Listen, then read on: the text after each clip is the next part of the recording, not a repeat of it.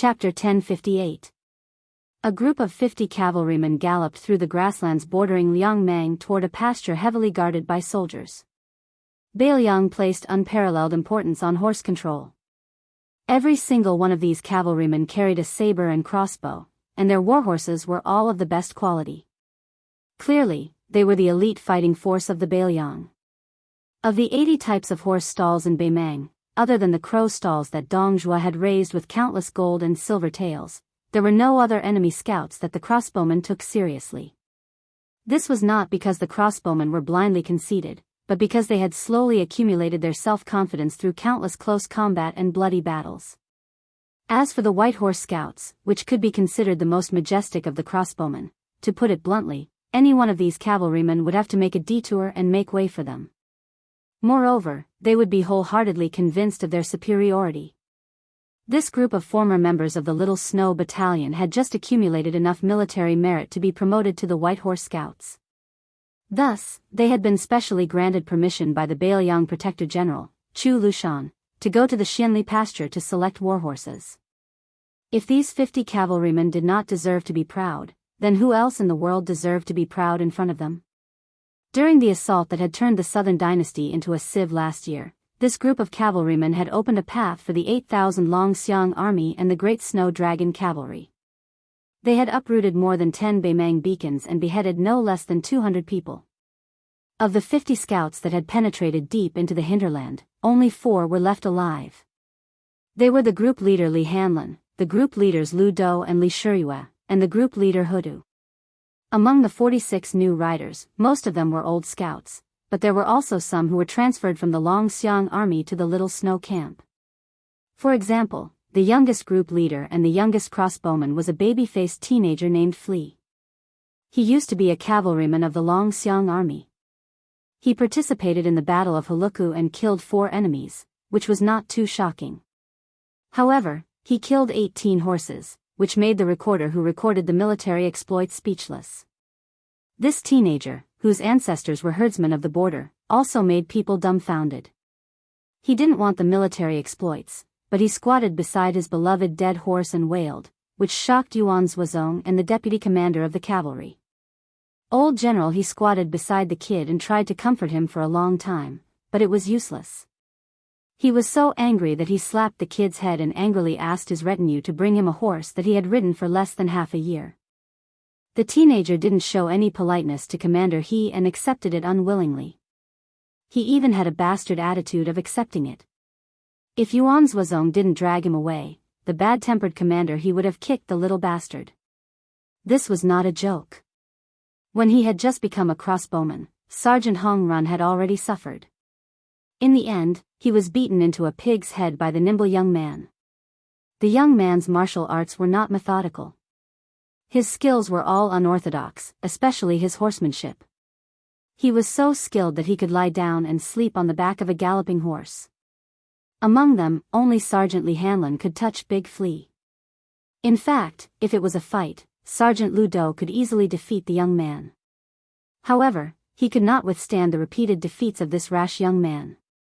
Lu Dou could not really kill this stubborn child. Besides, he was not in the mood to tease this subordinate. In the end, only Sergeant Li Hanlin could kiss Big Flea. Now that they were close to Xianli Ranch, one of the best places in Biyao, the air was filled with the strong smell of horse dung. The 50 cavalrymen almost sniffed at the same time. Their faces were full of intoxication. Many men in brothels would not feel so comfortable lying on the soft and tender bodies of women. Standing on the back of Big Flea's horse, it was as if his feet were nailed to the horse's back. He looked around and quickly made a gesture unique to the crossbowmen of the Little Snow Battalion. Deputy Commander Li, who had received the enemy intelligence, laughed and scolded, "Flea, you've gone crazy from wanting to fight. You haven't even tasted a woman before. You're such an energetic young man. Last time, when Commander Li took us to the brothel, we all thought that one of them was too little. We were afraid that Commander Li's prestige would be affected. Look at Fong Hudu, he only called 3 sisters. He wasn't worried at all that our Commander Li's purse wasn't full at all. Look at you, you're squatting in front of the door, saying that you're going to keep watch for us. Aren't you ashamed? Fong Hudu, who looked fierce but had an extremely gentle temperament, chuckled and touched his lips. Flea curled his lips and said disdainfully, "What sisters? You're calling them ants. Sergeant Lee used to say that old cows eat young grass." Fong Hutu, on the other hand, said that young cows eat old grass. What a waste. What's the difference between that and a colt eating grass? I think it's shameful. Fong Hutu grimaced. Li Hanlin chuckled softly and said, "That brothel in Liangzhou's frontier fortress is not bad. But compared to my hometown in Lingzhou, it's really far away. If there's a chance in the future, I'll take you to Lingzhou to ride horses. There are plump women, thin women, tall women, petite women, pointy chins, perky butts, and big breasts. There are all kinds of women." Riding horses was a term used by Beiliang Frontier Army. More than 40 cavalrymen behind Li Hanlin had drooling faces. There were also people like Li Hanlin who wiped their mouths and drooled. Only the young man rolled his eyes and said, "You guys are fooling around. Don't drag me into it. I'll be fine as long as I have a big flea. If there's a girl I like in the future, I'll go through the wedding ceremony with her." A bald cavalryman who was sitting cross-legged on the back of a horse had a sweet grass stem in his mouth. He laughed and said, "Flea, don't tell me you like men. What do you think of me? I'm a man who weighs 200 pounds. I have muscles, stamina, and spear skills. If you don't like me after you try me, you can always return me." Flea was a flea.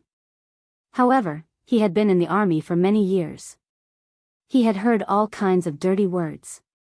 He glanced at the big bald man and said, "Xia Gong, go and ride the mare you're sitting on. No wonder I hear your little date screaming in the stable every night. Take it easy. It's Beiliang's iron law to treat the war horses well. If you, Xia Gong, really hurt little date, even our platoon leader can't protect you." Li Shiyue, Fong Hudu, and this group of rough men all roared with laughter. Xia Gong didn't seem to mind at all, shaking his bald head and laughing to himself, not forgetting to bend down and pat his mount's back.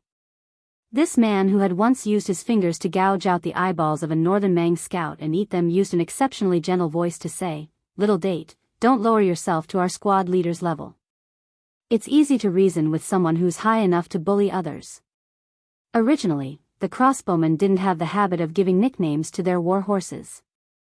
However, the young man had given each of the 50 war horses a name, such as Xia Gong's Little Date, Fong Huda's Big Yuan, Li Shiyue's Mei and Kong Zhen's father-in-law. No one could escape this calamity. Over time, everyone tacitly agreed. Flea suddenly shouted, "Platoon leader." Li Shiyue rolled his eyes and said, "You're the only one who shits and pees so much. Big or small? Can't you bear it any longer? It's only a few steps until we reach Shinli Horse Farm." For the first time, the young man said embarrassedly, "Small." Li Hanlin snapped his fingers. The 50 men immediately separated from their horses and stood in a row. They pulled their Beiliang blades behind their backs and unbuckled their belts in unison. The 50 war horses stopped at almost the same time. They turned around and slowly stopped behind their masters. Beiliang had 300,000 cavalrymen, and the war horses were their wives. Moreover, they were much more obedient than real wives. They would never leave their wives. How many Beiliang cavalrymen had died on the battlefield? And how many war horses had starved to death after their masters died?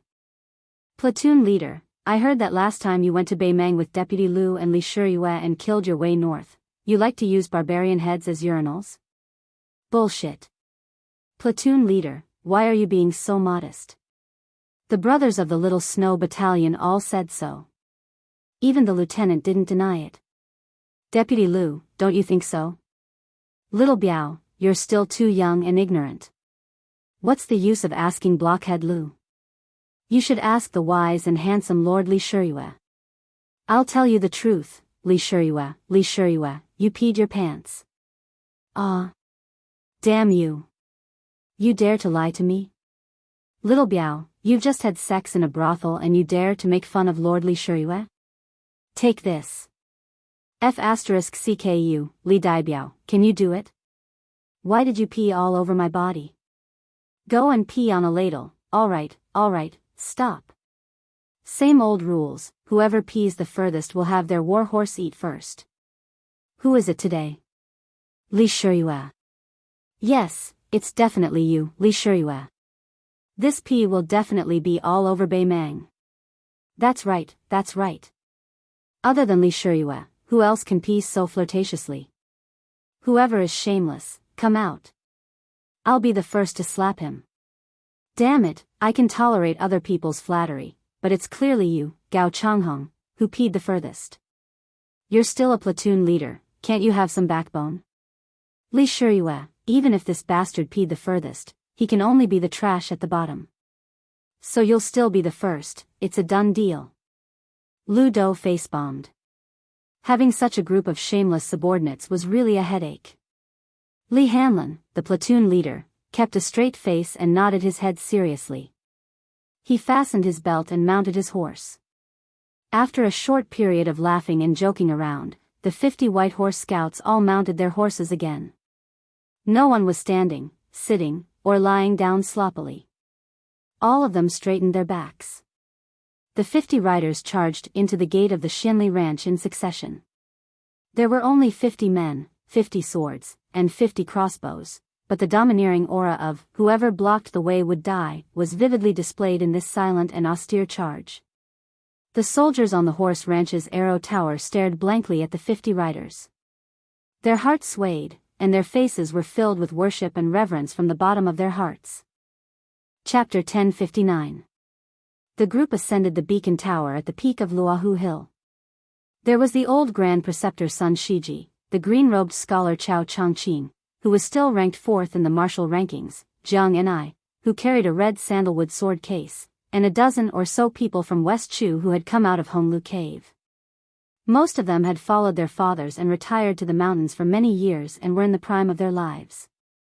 It was hard to imagine that this group of young people would become the pillars supporting the great cause of West Chu's restoration of the country. Among them, the youngest was not yet 20 years old. He carried 4 long swords on his back. He was the grandson of Lu Dantian, the great master of swordsmanship in West Chu. His name was Lu Sichu. He had come down the mountain this time to roam Jianghu. No one thought that he would be involved in the restoration of the country.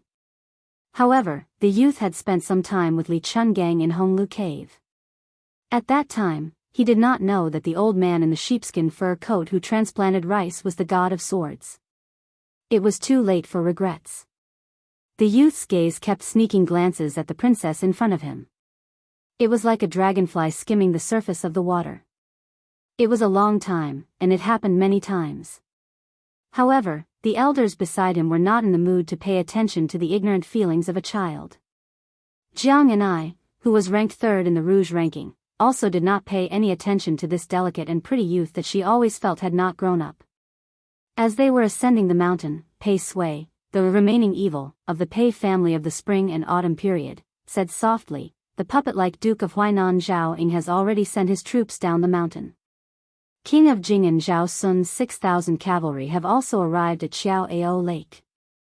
The crown prince of Yan Qi Zhao Zhu's 1,000 men and horses have temporarily not shown up. In my opinion, if our Dechu wants to conquer the northern lands, we need to first take down these imperial troops under the banner of pacifying the rebellion to prevent future troubles. Moreover, after they fall, the various vassal kings' territories will have their own power to rise up in revolt.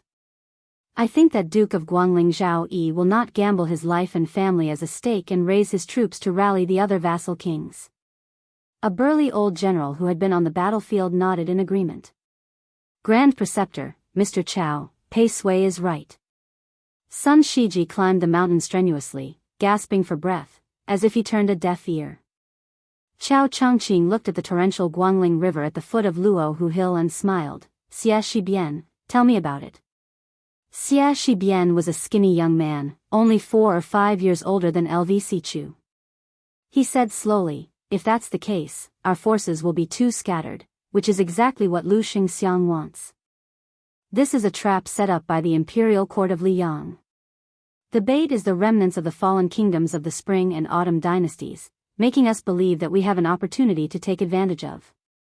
In reality, when it comes to fighting wars, Eastern Yu, Northern Han, and Southern Tang are all far inferior to the truly elite armies of the Zhao clan. 20 years ago, this was the case. 20 years later, there's no need to even mention it. Only our great Chu still has a chance. Since they can't even be relied on to fight wars, there's no need to extravagantly hope that they can accomplish great things. For something like vying for the world, all talk is useless. Pei Sui was refuted by someone younger than her, but she did not fly into a rage out of humiliation. Instead, she sank into contemplation. Among the group, Xie Shibian, who was born into a humble family, did not have the slightest bit of stage fright. Stopping his steps, he extended his finger and drew a line from west to east. In a deep voice, he said, according to Southern Tang's #1 general, great ancestor Gu, the geography of the world is generally higher in the northwest and lower in the southeast. Mountain ranges and waterways run horizontally from east to west, resulting in a confrontation between north and south. More often than not, the north has the advantage over the south.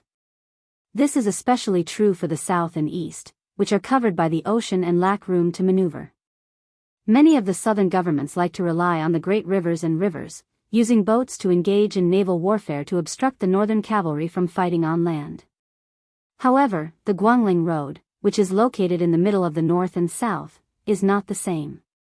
It has the natural advantage of guarding the river, as well as the valuable foundation of its geographical advantage. Thus, if we fail to defend the river, we can retreat to defend the Huai. If that doesn't work, we can still defend the river as our last resort, preventing us from collapsing 1,000 li. Since we have such a geographical advantage in manpower, we shouldn't waste it. There are only 2 things to do. The first is to beat them up. Directly gather our forces and look for an opportunity to defeat Lu Xingxiang, Yang Xinxing, and Yan Jinshuan in one fell swoop. If we want to fight, we must directly break their morale. The second thing is very easy. Let's take a beating. Guarding the river, there are 4 major towns, and guarding the Huai, there are 6 places. Now that they are in our hands, we can just let those vassal kings' personal troops beat us up. Relying on them?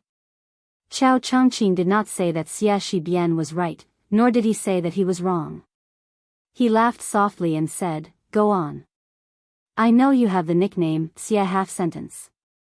Chapter 1060. Xie Shibian nodded and said, "Being beaten is not because Xie Shibian is looking down on the heroes of the world. It is because our Dechu has the advantage and is not a cause for concern." When the Su family's iron cavalry went south, our great general Shoujiang rebelled. However, we still made Su Shao suffer a lot on the 2 fronts of the Huai and river. The battle at the tomb of the princess, the great halberd warriors defending Jinghe, and then the decisive battle at West Leibi. In addition, there were many small and medium-sized battles. Which one of them was not beaten to the point where only bones were left and not meat were left? At that time, it was almost to the point where today, Su Shao gave Chu Lushan 3,000 soldiers and horses, and he could defeat everyone on the same day. If it were not for Chen Jibao's military strategy that was at the pinnacle of haggling over every detail, and if it were not for Yuan Zuozong, who had an excellent view of the overall situation, who was able to win several crucial battles in a row, Su Shao might not have been able to defeat West Leibi like a snake swallowing an elephant. When the young man said this, Grand Preceptor Sun Shiji suddenly lamented, "Unfortunately, there is no if in history. The winner is the king and the loser is the bandit." The great Dechu became the fallen West Chu, and Li Yang became the ruler of the world. In fact, at that time, Dechu looked at Li Yang the same way Li Yang looks at Beimang now. They were both uncivilized barbarians. Even if they put on the scholar's robes, they were still not worth mentioning. Xie Shibian respected the Grand Preceptor and waited quietly for a moment. Seeing that the old man had nothing else to say, he continued, "Now that the war between Li Yang and our Dechu is about to begin, the people of the Zhao clan are not satisfied and think that victory is within their grasp. They are multitasking and want to win on both sides of the chessboard at the same time. One is to win against us, the other is to win against the world. Liang wants to borrow Dechu's saber to kill people and chop off the last breath of the remnants of the spring and autumn people. That will depend on whether they have the ability to hold this saber tightly. So we have to strike quickly, accurately, and ruthlessly. In the end, Great Peace City only has 2 Ping vassals. One is Gu Jintang's old faction that has long moved north to the Lianglia border. The other is a new faction led by Lu Baijia and Lu Xingxiang of the Ministry of War. Gu Jiantang is under the control of Beimang, and Lu Xingxiang has yet to fully develop his wings and is leading troops south. If we don't kill them now, when will we? Pei Sui frowned and said, Lu Xingxiang is an old man of the Guangling Spring Snow Building. He is not unfamiliar with us. Won't he have a countermeasure?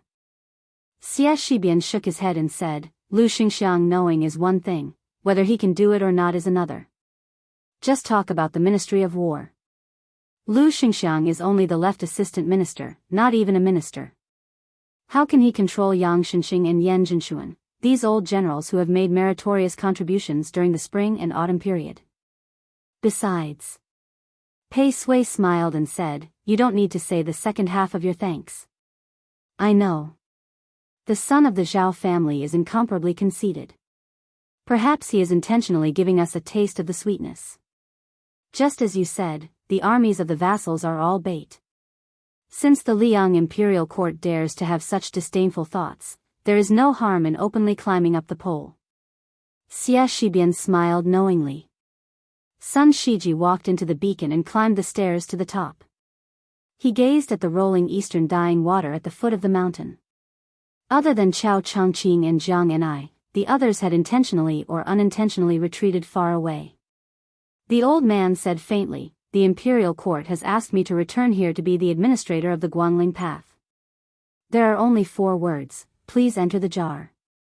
Chao Changqing said softly, the forces of Zhulu Mountain and the spies of Huang Sanjia around the Guangling path are all for us to use. The old man turned his head to look at this Confucian saint. He said with a sigh, Changqing, Dechu has dragged you down. The dragon carp of the Chao family was the proudest. After entering the palace at a young age, he studied under the imperial advisor Li Mi and made his debut in the imperial palace of Dechu. After that, he was unknown for more than a decade. He was always a chess piece waiting for the emperor's orders. After Dechu was destroyed, if this Chao Guanzi had not fought against Great Peace City alone, who would have remembered that there were still people in Dechu? Chao Changqing shook his head and said, Old Grand Preceptor, you know what I want, and know that I have no regrets. The old man put his hands on the brick wall. Luo Hu and Xiao Feng Sui, a young master Feng who was on duty, had such a large group of people standing on the top floor. He could only hold his halberd and shrink into a corner. But he could not suppress his excitement. Old Grand Preceptor, Chao Guanzi, and the princess. If he could see any one of them, his life would have been worth it. When Master Feng, who had a sword at his waist, saw the woman with the red sandalwood sword box walk towards him, he was stunned. The beautiful woman who was famed in Great Peace City for her sword reached out with a finger. Master Feng's sword came out of its sheath and landed in her hand. She looked at the old sword that had just been taken out of the armory and saw the light of day again. She used her finger to wipe away some of the rust that normal people could not wipe away. She flicked her finger and it gave off a string of tinkling sounds like wind chimes. Master Feng did not know how to take the sword from the princess' hands. He was completely distracted. Sun Shiji and Chao Changqing looked at each other and smiled. Jiang and I said softly, I will go to the western wall to take a look. Chao Changqing nodded. The young woman put 2 fingers together and swiped forward. The great Liang dragon sparrow came out of its sheath. She stood on the sword and floated down like an immortal. Then she made a sharp turn and rushed along the river to the ruins of the western wall. LV Sichu walked quickly to the side of the building and looked at the figure in a daze. The youth had seen the princess in the Red Deer Cave in Jiangnan a long time ago. But he remembered that at that time, Sister Jiang was lazy when practicing the sword. Her realm was not high. She had only learned the magical art of controlling the sword. But when she controlled the sword in the air, she was only a few feet above the ground and was shaky. The youth only knew that Sister Jiang had gone to Biyao and Beimang, and her realm had improved rapidly. He could not even flatter her. In the past, he had to look up to her. He felt that it would be even more so in the future. The youth sighed. He did not know what kind of man Sister Jiang and I would like in the future. In any case, it would not be him, Lvc Chu. Sun Shiji suddenly lowered his voice and said indignantly, "That Su family's son is not worthy of our princess." Chao Changqing's eyes were gentle. He said softly, "I don't know where he started, and I don't know where he will end." The Grand Preceptor was still angry and snorted. Chao Changqing had a sentence in his heart. Su Fengnian, if one day I, Chao Changqing, turn from a scholar to a tyrant and become an earth immortal twice in my life, if I am still unable to protect the princess, don't disappoint me. Chapter 1061. Although a sparrow was small, it still had all the essentials. This was the case for the county yamen. The etiquette system was modeled after the 3 provinces and 6 ministries. Bishan County had 3 gates and 6 offices. Of the 3 gates, the soap gate was where the officials gathered, and the soap gate came from. As for the patrol gate, the roots of the Bailiang's roaming cavalry were in the patrol gate. The bailiff gate was easy to understand, and even a 3-year-old child would know about it. As for the responsibilities of the 6 offices, as far as Bishan County was concerned, County Magistrate Feng Guan monopolized the 4 offices of officials, workers, and punishment. He only left County Premiers Wujing with a ceremonial room in name only. County Magistrate Bai Shenk could be considered to have gotten a rather lucrative military room. As for the 3 gates, Feng Guan monopolized them and viewed them as his exclusive property. This was especially true for the soap gate, which followed County Magistrate Feng Guan blindly, making Zhuo Jing especially embarrassed. Actually, as the county magistrate, Su Fengnian should have been the one in charge of the soap gate. However, Feng Guan had even suppressed and ostracized county premier Zhuo Jing mercilessly, so why would he care about Su Fengnian's face? It was just that Su Fengnian's attention was focused on observing the county yamen's operations. As for whether or not this half-baked county magistrate had any authority, it was not important. Although this county magistrate had no intention of fighting for power, he still wandered around the county yamen's 3 gates and 6 offices when he had nothing to do.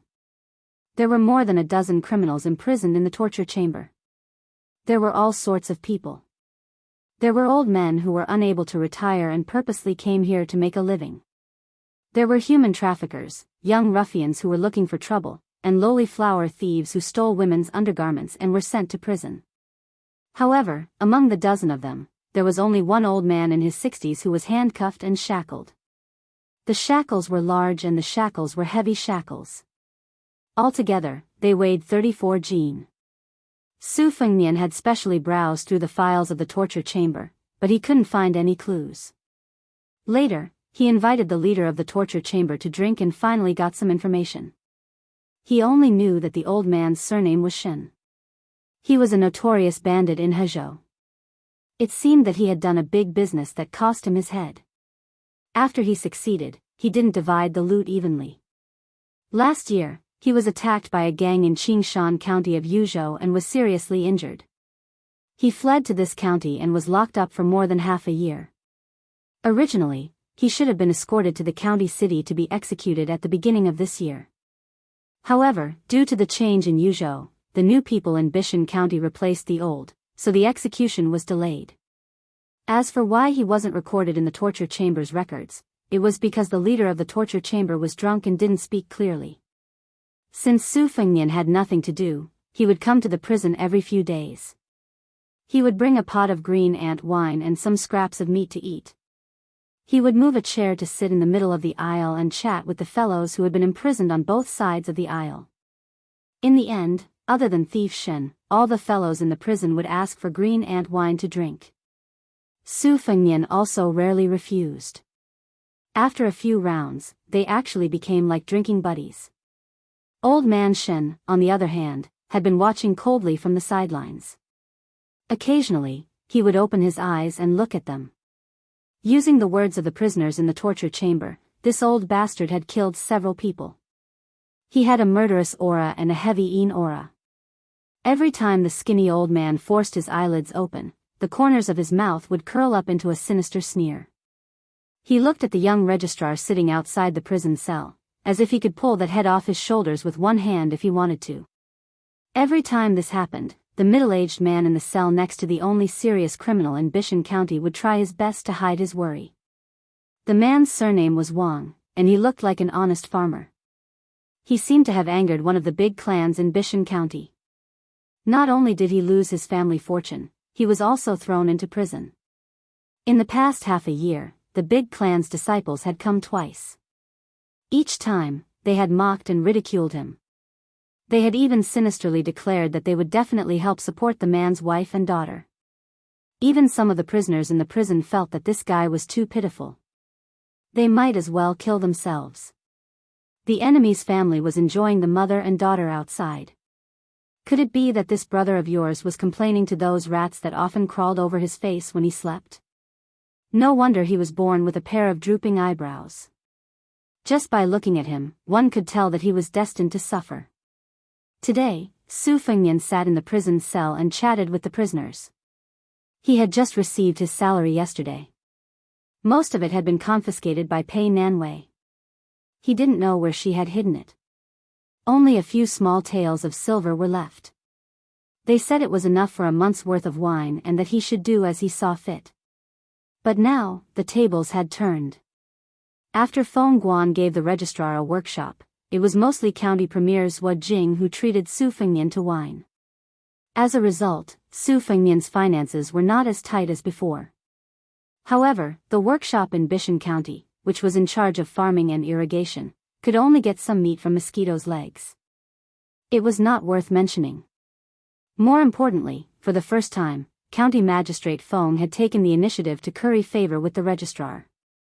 This made the county yaman's odd job workers think highly of the registrar. However, when Zhuo Jing was drinking, he had intentionally or unintentionally reminded the registrar Su, who was in the dark. Su Fengnian pretended to be muddle-headed. Zhuo Jing thought that this kid was possessed and was waiting to see a joke. Su Fengnian pulled over two jailers who were already familiar with him. The three of them ate cooked meat to go with the wine. If there were any prisoners who were envious, they would also ask the jailers to send them some meat and wine. When a well-dressed young man walked into the cell with a sachet covering his nose, it was inevitable that he was surprised. There were 3 people drinking and eating meat in the corridor. Most of the prisoners were sitting by the wooden bars of the cells near the corridor. Everyone was laughing and talking about dirty things. The young man frowned. Su Fengnian picked up a wine cup and wiped it with his sleeve. He raised the cup with a smile and asked if the young man wanted a mouthful of green ants. The young man gave him a sidelong glance and ignored him. The 2 jailers knew what was going on. They secretly cast a glance at the Registrar General and then pointed at the prisoner surnamed Wang. Su Fengnian smiled and nodded. The young master walked straight to the farmer's cell. Just as he was about to say something to rub salt into the man's wound, 4 burly bailiffs were holding 2 prisoners of different ages. The older one had shifty eyes and the younger one's clothes were ragged. However, he had a pair of dashing eyebrows that exuded a heroic spirit. Even though his face was covered in dirt, people could not help but take a few more glances at him. They only felt that he did not fit in with this prison. However, his steps were slightly slower and he was punched in the back by a bailiff. He staggered and almost fell to the ground. The older accomplice hurriedly supported him and smiled obsequiously at the bailiffs. Su Fengnian smiled and asked, "What crime did you commit?" The 4 bailiffs were closer to County Magistrate Feng Qua and County Magistrate Bai Shank. They had never paid much attention to this registrar. However, they had more or less accumulated some worldly wisdom in the officialdom. The leader of the bailiffs squeezed out a lukewarm smile and said, in reply to registrar, it was 2 lowly thieves. They were extremely daring and stole into this old man Zhu's house. They should count themselves lucky that they were not beaten to death on the spot. After he finished speaking, the bailiff quickly walked over to the young man who was using a scented pouch to cover up the stench of the prison. He smiled humbly and said, "Isn't this young master Song from the county capital? It's an honor to see you." Young Master Song, don't worry. As for that ignorant trash, when we have time, we will entertain him. I guarantee that he will suffer a fate worse than death. The young man with a feminine temperament took out a brocade money pouch and casually threw it to the leader of the bailiffs. He said softly, "Don't really kill him. It's not a big deal, but it's troublesome." "I'm not afraid of trouble, but I'm afraid of trouble." The bailiff who had made a windfall laughed and said, "We know what we're doing. Every time we beat him, we put 2 or 3 layers of cotton cloth on him. There are no visible wounds. It's all internal injuries." The young man looked around and his gaze finally fell on the man surnamed Wang. He pointed at him and laughed, "These 2 thieves, why don't we just throw them in here?" The bailiff did not hesitate and said, "That's not difficult." The young man turned his head to look at the 2 thieves and said with a smile, "After you go in, take care of that old guest. If you take good care of him, you will naturally have a feast of wine and meat." The monkey-cheeked old thief swallowed his saliva and glanced at the small table where the Director General was sitting. He asked timidly, "Sir, can we buy some wine on credit first? I'm sure that once I move in, I'll try to get close to your old friends." Chapter 1062. The young master looked at Su Fengnian. From his point of view, such a small matter was not something a county's registrar official would dare to refuse. Even if he was a newcomer to Bishan County, he should have heard of the Song family's reputation in Yanji County.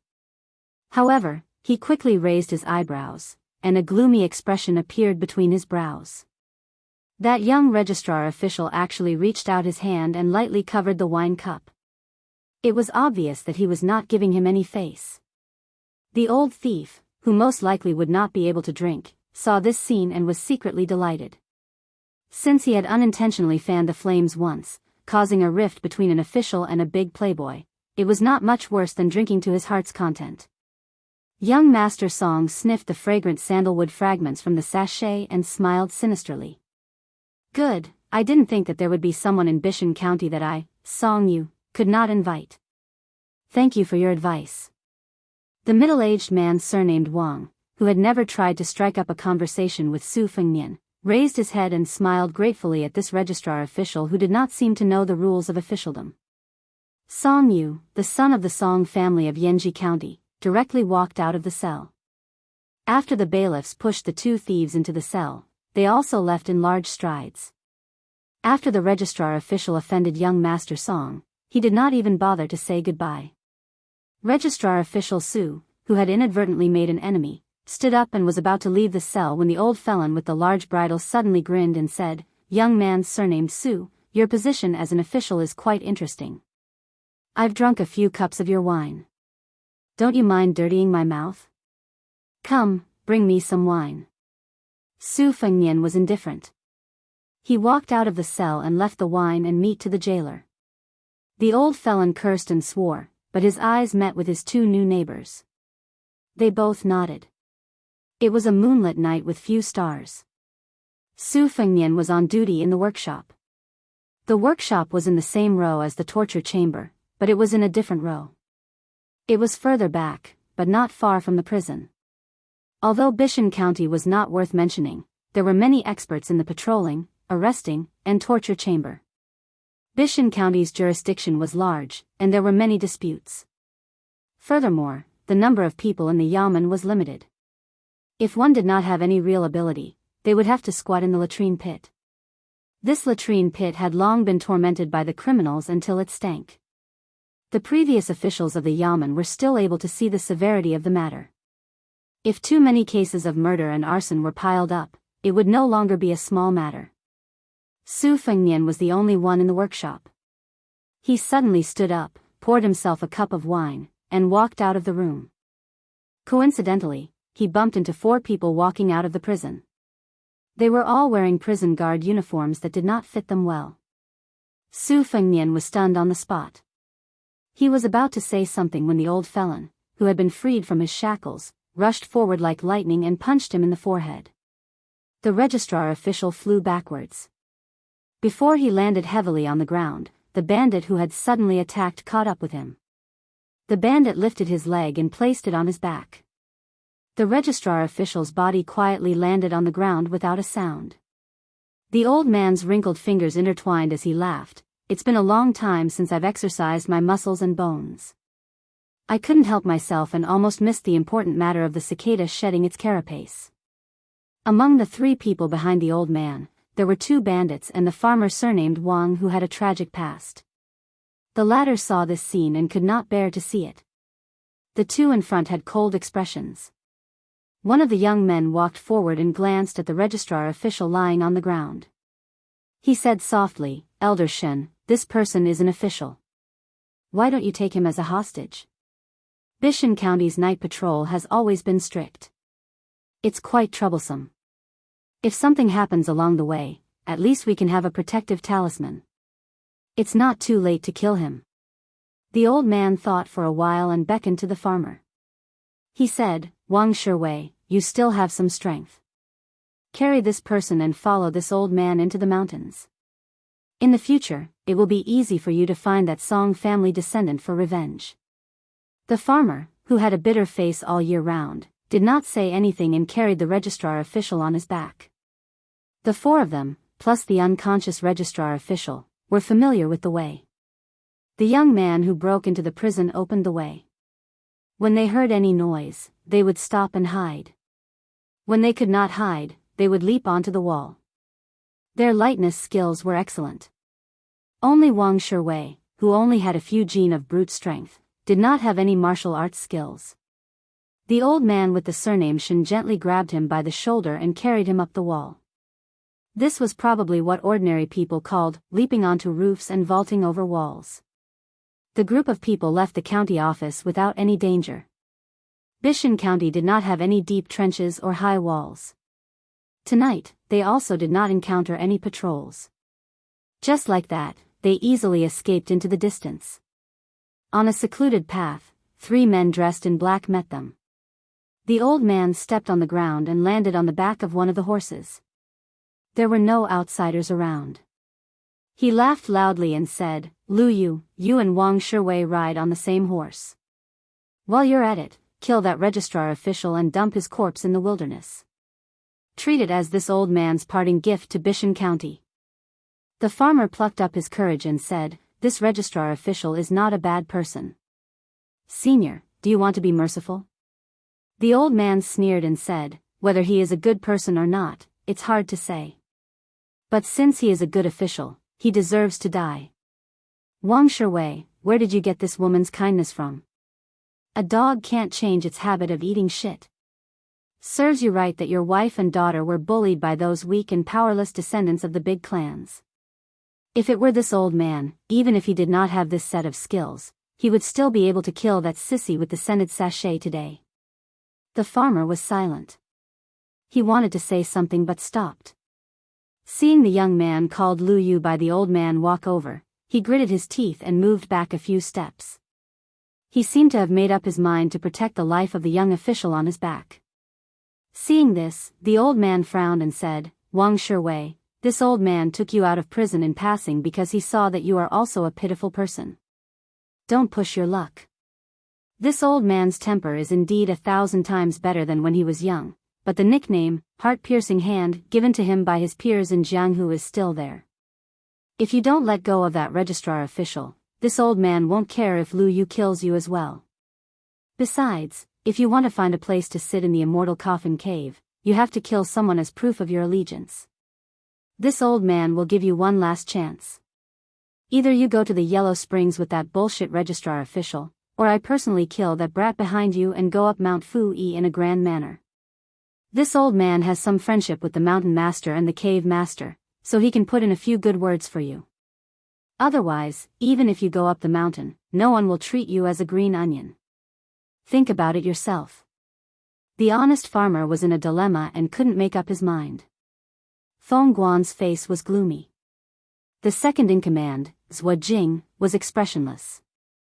However, he was secretly delighted. Feng Guan held great power in his hands. Putting aside the fact that the felon surnamed Shen had escaped because he was never recorded in the first place, he could still mend the pen after the sheep were lost. However, that fellow surnamed Wang was someone that the local tyrant of the prefecture capital, the Song family, had set their sights on. Otherwise, they wouldn't have spent so much money to use the prefecture capital's prison to bring him to the tiny Bishan county. Feng Guan couldn't even handle such a small matter. How could he hope to be promoted to the prefecture capital in the future? Even if he was lucky enough to be promoted, wouldn't he be afraid that the Song family would make things difficult for him? When it rains, it pours. Zhuo Jing tilted his head slightly and stared at the red candles as thick as a baby's arm in the hall. He couldn't help but smile when he heard the servant report that Song Yu had come to visit the county yamen. However, Zhuo Jing soon couldn't smile because Song Yu, the son of a noble family, had asked to dismiss the miscellaneous staff in the county yamen, leaving only the county magistrate and deputy. Only then did Zhuo Jing put away his arrogant expression and cupped his fists. He said, "Song Yu has offended you earlier. Please forgive me." Shen Li, nicknamed the heart-piercing king of hell, is a bandit who has been on the run from Yuzhou for many years. Song Yu once had an identity in the Yanji County Yamen. Wang Shiwei is the head of the constables in Qingshan County. All of their plans were to let the tiger return to the mountain and find out where the nest of Fu Shao Mountain was. In addition to Lord Wang, there is also County Magistrate Bai, who invited the elite scouts of Ruojiang and 100 light cavalry.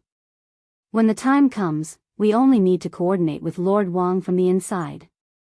At this moment, a woman carrying a box of food walked into the hall of the yamen to deliver supper. Song Yu was somewhat stunned. Putting aside the fact that this woman's beauty was rarely seen in his life, how could she directly enter the heavily guarded yamen? Even if she was a family member of an official, she shouldn't be so reckless. County Magistrate Feng Guan and deputies Zhuo Jing were in a good mood at the same time. Feng Guan quietly smoothed the corner of his mouth and said with a worried face, "Madam Su, Registrar Su has been kidnapped by bandits. We don't know whether he is alive or not. However, please don't worry. The Yamen of Bishan County will do its best to rescue him." Before the county magistrate finished speaking, the woman said, "Oh," lightly and turned to leave. Zhuo Jing smiled while stroking his beard. Could it be that this woman, whose appearance could bring disaster to the country and people, was actually not on good terms with Registrar Su, who had a lot of luck with women? Zhuo Jing glanced at the county magistrate, whose eyes were burning with passion, and sneered in his heart. "Registrar Su, oh Registrar Su, even if you don't die in the hands of bandits, you will die in the hands of the county magistrate." What was the famous saying in the spring and autumn period? Zhuo Jing quickly remembered it, "Brother, die in peace. I will take care of your wife." Zhuo Jing was now thinking about how he could ask the county magistrate for a cup of leftovers. Otherwise, he should withdraw his backup plan and stop fighting to the death.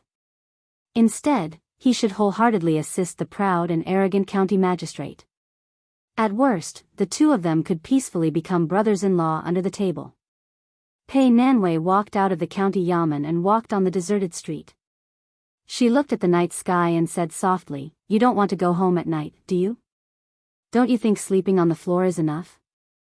Chapter 1063. There was an old man with an awe-inspiring nickname who spared the dog official's life. It was not because he was kind, but because Wang Shiwei had promised to exchange his life for Senior Shen's life. He was willing to owe Senior Shen his life. When the time came, he could take the official's life away with just a word. Everyone in Biyao valued their promises. Moreover, Wang Shiwei was a man with a loose tongue but an honest heart. Shen Li, who had seen countless people, believed in his own judgment. In any case, a small county princess would not be able to escape death once she entered the tiger's den of Mount Fuyao. If he did not kill her personally, he would not be considered breaking his promise. He would still be able to take the life of a simple and unsophisticated man for free. 6 people rode toward Mount Fuyao in the chilly moonlight. The registrar was casually thrown onto the horse's back. Wang Shiwei did not know how to ride a horse, so he sat behind Lu Yu. Shen Li urged the horse to gallop wildly. He did not care about the poor registrar, who was jolted up and down by the horse's back. He rolled off the horse and was covered in dust. Everybody had no choice but to stop and fall back onto the horse's back. Mount Fuyao was 200 li away. This was what Shenli and the other Jianghu people called it. The woodcutters and hunters of Yanji Prefecture were used to calling it Mount Jinji. Because there were many red-bellied golden pheasants on the mountain, Biyang's playboys were addicted to cockfighting and often used this type of pheasant. However, it was rumored that remnants of the devil cult had taken over Mount Jinji. They were all vicious bandits who killed without blinking an eye. Few people went there. Even the old hunters did not dare to take their lives lightly. Therefore, red-bellied golden pheasants had always been priceless in the vicinity of Yanji Prefecture. The peaks of Mount Fuyao stretched for dozens of li. The mountains were high and the rivers were long. The scenery was elegant. It had a rare green color in Yuzhou. It was a heavenly paradise, but because of those bandits, the atmosphere was foul. Looking at the mountain range in broad daylight, it gave people a gloomy feeling. It wasn't that Yanji County hadn't taken action to suppress the bandits on a large scale before, but ever since 80 strong and powerful people went out and only one madman came back alive, no one was willing to touch this bad luck. For the sake of money, the whole family of a woodcutter who led the way for the officers and soldiers were quickly hanged from high branches. Their mouths were stuffed with large pieces of gold and silver. The mountain path of Mount Fu-yi was narrow and rugged, barely allowing one rider to advance slowly. It was dawn when they entered the mountain. When the first rays of the morning sun gradually deepened and the mountain fog gradually dispersed, there was no more mountain path beneath the feet of the 6 riders. They could only rely on their experience to climb up the mountain. At noon, their field of vision suddenly opened up. It was actually a large expanse of white walls and black tiles built against the mountain. On the left side of the building, there was a slender waterfall that was not very imposing. It was charming and gentle. It was as if they had walked into a notorious gambling house only to discover that the manager of the house was a petite and exquisite young woman. Shenli turned his head and smiled. Wang Shiwei, this is the real Mount Fu-yi. Don't look at the mountains outside as they have no signs of human habitation. They have hidden beacons and are not much different from an army. There are more than 300 people on this mountain. Regardless of whether they are young or old, they all have some skills. Not to mention Yanji County, even if the Yuzhou general wanted to enter the mountain, he wouldn't be able to come here without sacrificing thousands of lives. Moreover, there are mountains beyond mountains. 3 li away from Mount Fuyao, there are more than 100 real men in the Immortal Coffin Cave. There are as many experts as there are clouds. The cave master of the Hidden Sword Cave was already a master long before he entered the mountain. Compared to Mount Fuyao's second-level expert Zhang Juxian, his strength can only be higher. Shenli laughed and retracted his gaze. He looked up the mountain. Why am I talking to a villager like you about this? Even if you start practicing martial arts today, you won't be able to do anything. You won't be able to become an expert if you only have strength. If you want revenge, then in the future on the mountain, you'll have to tuck your tail between your legs and be a good person. After a few years, bring 20 or 30 brothers down the mountain. A tender song family disciple will naturally be easy to capture. At that time, you'll be at your mercy. There are many rough men on the mountain who like the style of men with broken sleeves. You don't have to worry about your enemy dying too comfortably. Master Registrar, this old man knows that he woke up half an hour ago. Don't pretend to be asleep. These words are meant for you. Master Registrar of Bishan County slid down from his horse and rubbed his stomach. His internal organs were probably all messed up from the jolt. His face was dispirited. Wang Shiwei also jumped down from his horse. After walking closer, he said apologetically, Master Registrar, I'm sorry. Sinner Wang Shiwei. Without waiting for the man to finish, Master Registrar made a move to hit him. However, he quickly retracted his hand and sighed heavily. He looked at the mountain that he didn't know why it was called a talisman. He was lost in thought. Lu Yu pushed his shoulder. Master Registrar followed Wang Shiwei up the steps. The bluestone path was hidden in the shade of the trees on both sides. Even though it was noon, the summer heat wasn't heavy. As they climbed up the steps, they didn't see many whistles in the open. Shenli escaped from prison and revisited the old place. He seemed to have some sentiments. Lu Yu followed beside the old senior and whispered to each other. When they reached a pavilion halfway up the mountain, two white-clothed children holding books appeared from the side of the path. Their lips were red and their teeth were white. Behind them was a white-haired old man in white riding a yellow ox. He looked even more like an immortal. He sang loudly, riding on the back of a yellow ox, hands down facing the spring breeze. This made Wang Shiwei mistakenly think that he was an immortal who lived in seclusion in the mountains. Shenli stood at the top of the steps and exposed the old immortal master. He laughed, "Mountain Lord Wei, what's the use of pretending to be a ghost on the mountain? With this outfit, you can only deceive people outside the mountain. However, among the 10 bandits of Yuzhou, you, old man Wei, are ranked higher than me. Once you show yourself, you'll be chased down by hundreds of cavalrymen." The old mountain lord of Mount Fuyao sneered, "Heart-rending king of hell Shenli, how could this old man dare to be ranked with you as one of the 10 bandits of Yuzhou? You're even called king of hell. You're even scarier than a butcher. If it weren't for the fact that Brother Giant Immortal is an old acquaintance of yours and owes you, this old man wouldn't have let his disciple get involved in this muddy water in Bishan County." Shenli twisted his right wrist with 2 fingers on his left hand and laughed softly, "Wei Jin, you and I aren't any good people. We're about the same. Back then, the master of the profound sword cave didn't use his sword to tear your mouth apart. Why don't you know how to cherish it?" The old man, perhaps one of the leaders of Mount Fuyao, glanced at Registrar Su and the farmer Wang Shiwei in puzzlement. His disciple Lu Yu walked to Yellow Ox's side and roughly explained the situation. The old man nodded and then shook his head. He took the lead and rode up the mountain. The 2 white-clothed children walked with light and agile steps. It was obvious that they were also skilled in lightness skill. Being able to become the disciple of Mount Fuyao's top 3 expert, Mountain Lord Wei, their foundation and luck were certainly not bad. Su Fengnian's face was bruised and swollen. He had deliberately restrained his qi so that his body was no different from an ordinary person's. Even his breathing was no exception. After all, Wei Jin was not a real immortal. Naturally, he couldn't tell what realm this young official was in. Su Fengnian and Wang Shiwei were settled in a remote courtyard. There were even 2 middle-aged and delicate servant girls serving them. Looking at how happy they were, they should be girls who had been abducted to the mountain when they were young. It was hard to say whether they were pitiful or fortunate. After all, they could live a life of luxury on the mountain, but at the very least, they did not have to worry about food and clothing. Wang Shiwei waited for the servant girls, whose eyes were full of curiosity, to serve tea and food. He closed the door and left.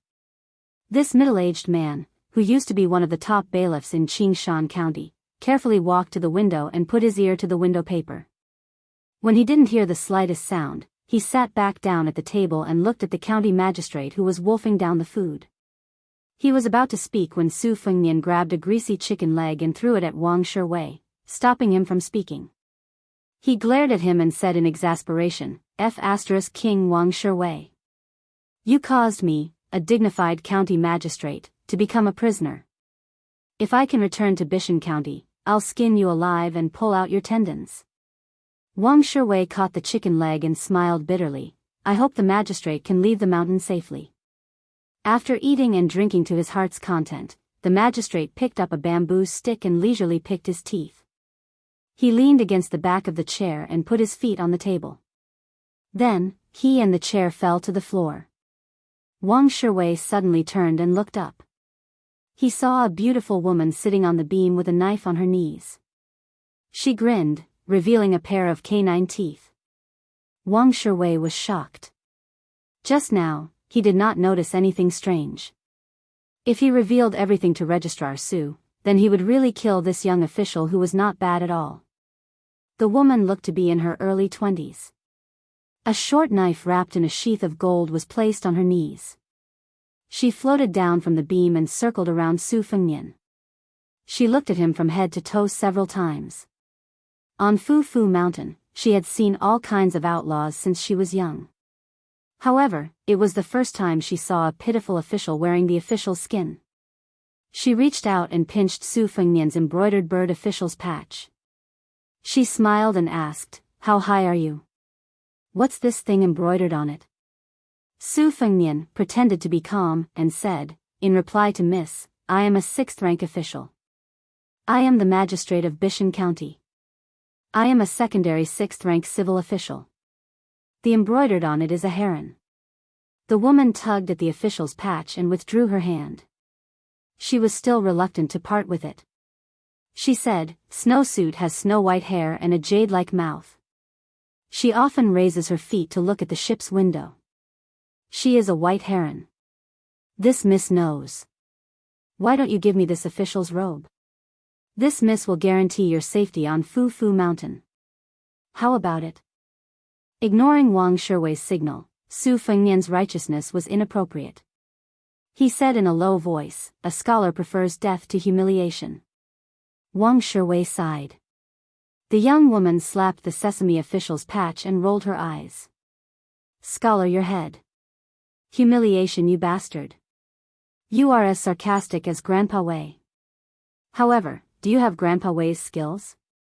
You, just wait for the punishment of being cut by fish scales. You know fish scales, right? Slice by slice, you will be scraped into a carp with fish scales lifted off.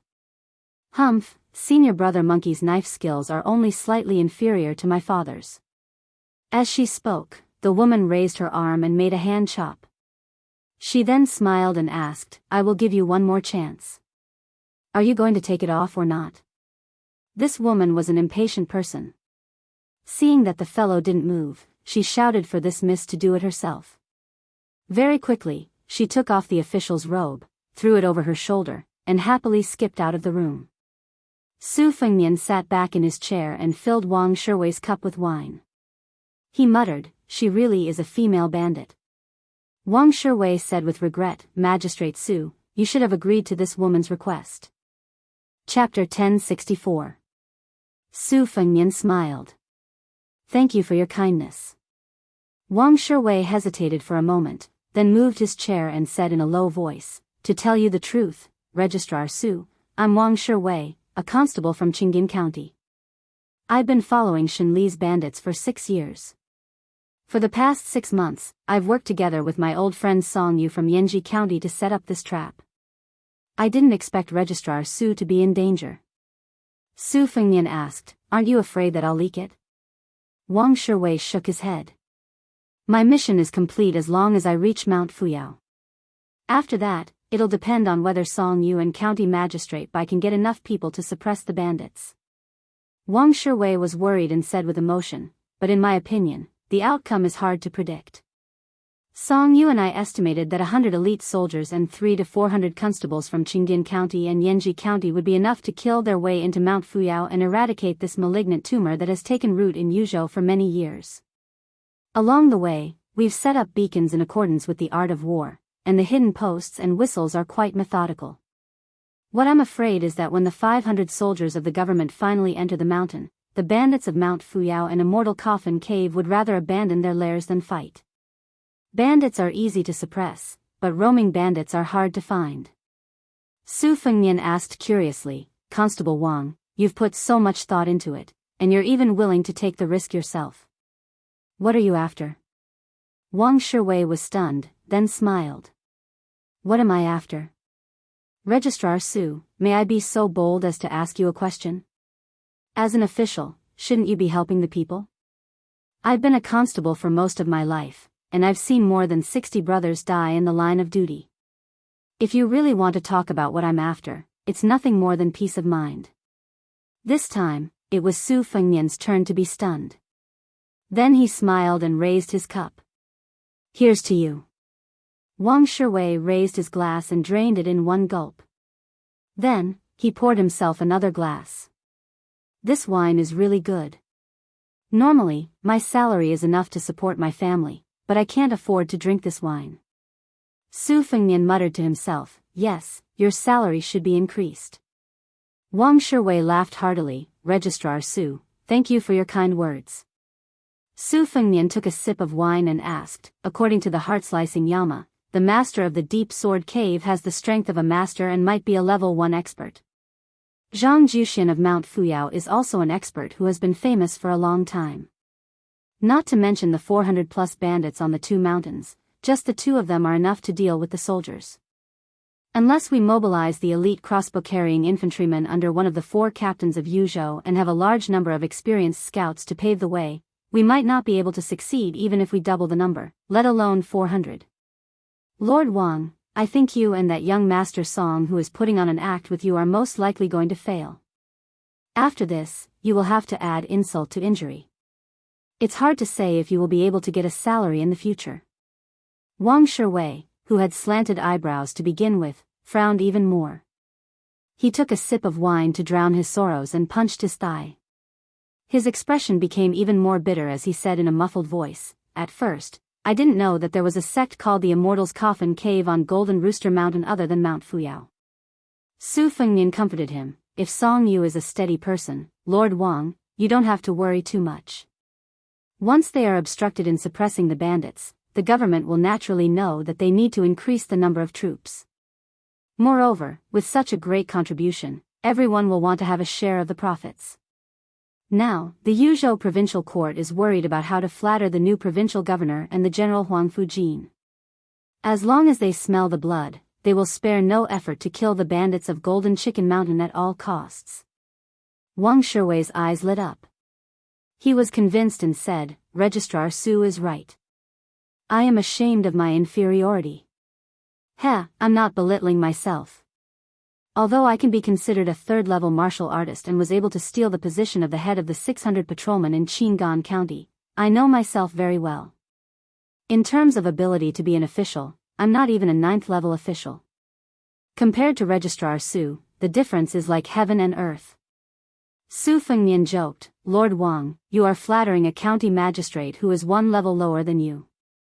Did you bring a pig's head into the wrong temple? Your ability to be an official is indeed not that great." Wang Shiwei gave him a thumbs up and laughed heartily. Even his slanted eyebrows rose a little.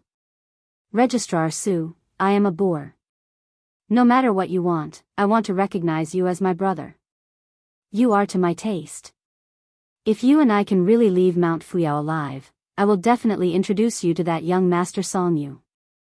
He reads a lot and always drinks more than he talks to me.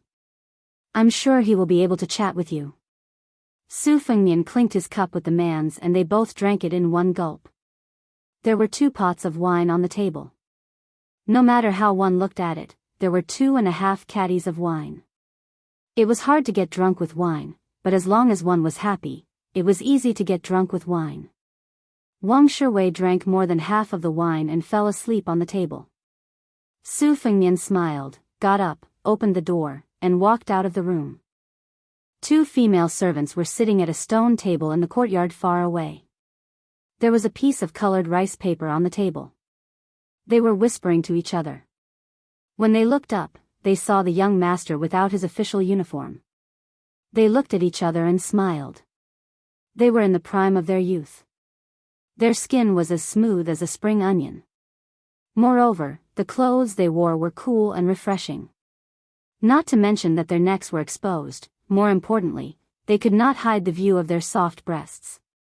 Probably because the food on the mountain was too good, the 2 girls were young, but their breasts had already developed.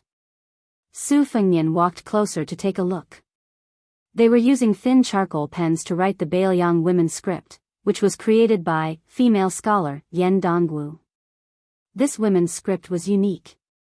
All the characters were written with only 4 strokes, vertical, oblique, and curved.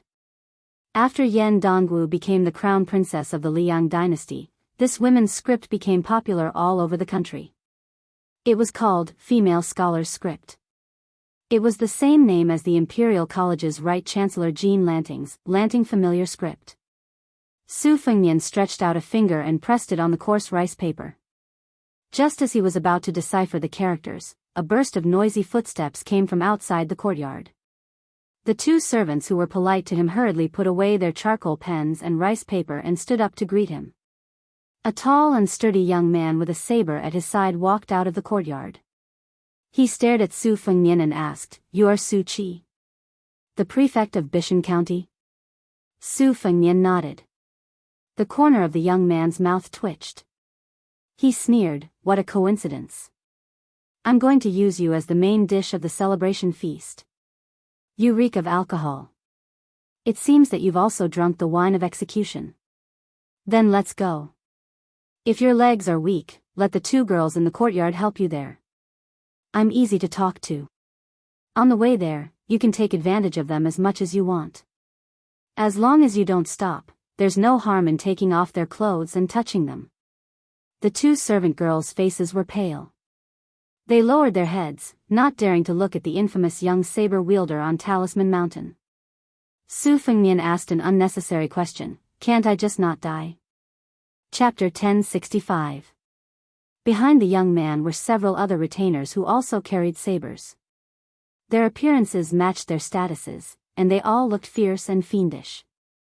If they were in a small place, just based on their physique and appearance, they would be fighters that small sects and clans would fight over. After all, a fight in a small place relied on words and not fists. Being able to convince others with one's gaze was the best way to subdue them without a fight. The young man shook his chin. Without saying anything, a tall retainer with his sleeves rolled up to his shoulders stepped forward and grabbed Su Fengnian's shoulder. Just as the brawny man was about to teach this weak scholar a lesson, he heard a delicate shout from behind him. Tai Tu, stop! The young swordsman helplessly turned his head. Seeing this graceful figure, he called out in a gentle tone, Mississippi. The woman with the golden silk wrapped around her short saber revealed her small canine teeth. Senior brother monkey, junior sister, call me junior sister, okay? The young man didn't say anything. The woman pointed at Su Fengnian. I'm looking for him. Don't kill him yet. A golden-haired monkey scuttled onto the young swordsman's shoulder. He rubbed the monkey's head and said with a frown, Miss, kill this person quickly. This is the mountain chieftain's order. This subordinate doesn't dare to disobey. The young woman giggled. On Talisman Mountain, my father is the boss. As for me, I just happen to be his boss. Who do you think I should listen to? Senior brother monkey, if my father asks about this later, just tell him that I stopped him. Perhaps because he was familiar with this unwritten rule on the mountain, the swordsman really did leave with a wry smile. The woman looked at Su Fengnian and asked with a smile, how's your handwriting? If it's not too bad, then write a letter for this lady. Treat it as your repayment for saving your life. Oh, and that official uniform as well.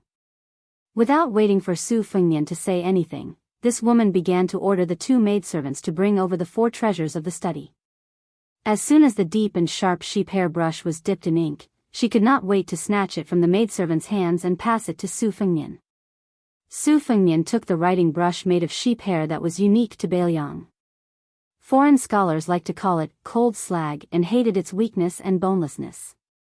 In the past, almost none of the calligraphy masters of the Central Plains had chosen to use this brush. After Su Fengnian sat down, he gently rolled the tip of the brush in the inkstone again. When the ink and the tip of the brush were of the right thickness, he hovered his arm and raised his head to ask, what do you want to write? The woman was startled for a moment before she exclaimed in surprise, oh, look at your stance. You'll know if you're an expert the moment you make your move. Expert, you're definitely an expert. You've really picked up a treasure for me. Su Fengnian continued to wait. The woman laughed mischievously and sat down as well. She shooed the 2 maidservants away and looked around before saying in a low voice, this lady can only memorize the things in books. If I really have to pick up a brush to write something, it's useless.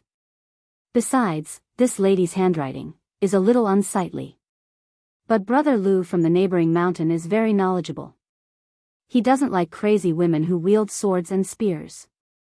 He likes gentle and refined women. The only time this lady sneaked down the mountain, I almost died outside. Fortunately, I bought a few novels about scholars and beauties. I was so envious of the great goose messenger goose that I raised a few messenger geese for this purpose. I was just waiting for a guy with beautiful handwriting to appear. You've come at the right time. Oh right, what's your name? Su Fengnian, who had already started a massacre on Mount Fuyao, said in a bad mood, "Have you thought about what you want to write?" The woman did not regard him as an outsider and said, "No." Su Fengnian placed the sheep hair brush on the ancient inkstone and held his breath. The woman looked like she was racking her brains. After the time it takes to burn a stick of incense, she finally looked discouraged and asked tentatively, "Why don't you help this lady write a few words?" Su Fengnian opened his eyes and stared at the rich young lady on Mount Fuyao. The woman stared at him and said loudly, "What are you looking at? If this lady didn't have a favor to ask of you, you would have been cut into pieces by Senior Monkey." As an experienced bailiff, Wang Shiwei was a light sleeper. He was awakened by the woman's voice and quickly ran out of the house. When he saw that Registrar Su was safe and sound, he felt relieved. Although the woman always spoke and acted foolishly, she glanced at Wang Shiwei and clicked her tongue, "Your footsteps are very light. Didn't they say that you, Wang Shiwei, were just a farmer with stupid strength? Is it because Shenli has ulterior motives, or has this old fox deceived you?" Wang Shiwei smiled honestly and did not speak. Su Fengnian asked calmly, "Are you going to write your love letter or not?" The woman quickly said, "Of course I am. Why wouldn't I? Brother Lu met a new vixen who just came up the mountain. If this lady doesn't act now, it will be too late for regrets." Su Fengnian's face was full of schadenfreude. A senior brother from the same sect admires a junior sister, and the junior sister likes a handsome man from another sect. That handsome man likes a stranger. Don't you have any new tricks? The woman widened her eyes. Is this also written in the novel Gifted Scholar and Beautiful Lady? How come this lady has never read about it? Su Fengnian smiled confidently. "Lady, the vixen you are talking about, does she have bigger breasts than you? Is she very dignified when she is not smiling, but when she smiles, she is definitely more charming than you? Not only the man you like, but many people are also infatuated. Not to mention climbing into her bed, they can't wait to drink the water she washes her feet." The woman looked down. She did not know if the world was peaceful, but she was very peaceful. She became more discouraged and sighed, "Alas, you are right. You are indeed very knowledgeable." She raised her head and squinted her eyes. "Compared to that Wang guy, your skills are far inferior, but your brain is much more clever. I can turn a blind eye to his affairs, but you have to promise me that after you finish writing the love letter, you have to be a teacher on the mountain for 10 years. After 10 years, it's up to you whether you want to stay on the mountain or leave the mountain. What do you think?" Su Fengnian smiled. The woman who had everything under her control suddenly had an illusion. Then, in an instant, the clouds and wind became calm. The white-clothed boy entered the courtyard and said with a clear voice, "Master invites the lady to listen to the zither in the well." The woman retracted her hand and looked at the bookkeeper suspiciously. She grinned and laughed at herself. She reached out to hold the golden dagger again and said to the scholar, "Let's go. There is no need to rush to write. Let's go listen to the zither first." Su Fengnian stood up and nodded slightly to Wang Shiwei, indicating that he did not need to worry. The white-clothed boy led the way. Su Fengnian and the woman with the dagger, whose name he still did not know, walked together on the bluestone road. She was chatting with him about a story. She said that there was once a wanderer with good martial arts who came to Mount Fu Miao to seek revenge. After going through many hardships and dangers, he finally died. As soon as he finished telling this boring story, Su Fengnian saw the waterfall falling straight down. The place where it fell was a huge bluestone, so it didn't form a pool, but a deep well instead. The white-clothed old man sat beside the well. There were 2 incense burners with smoke rising in spirals. The white-clothed boy held a horsetail whisk and began to recite the opening of the Zhang family's sage book. The old man slowly raised his hands, one high and one low. At this moment, Su Fengnian was waiting and listening attentively. Then, the fairy-like old man suddenly pressed his hands on the zither strings. Then, he shook his head and slapped wildly. Su Fengnian was stunned. The corner of his mouth twitched and he did not know whether to laugh or cry. He could only sigh from the bottom of his heart, "A master." Chapter 1066.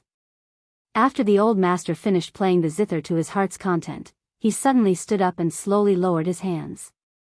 He exhaled a mouthful of turtle-like air and showed the demeanor of a master again. The old man with white hair and a ruddy complexion slowly walked down the huge turtle-like bluestone.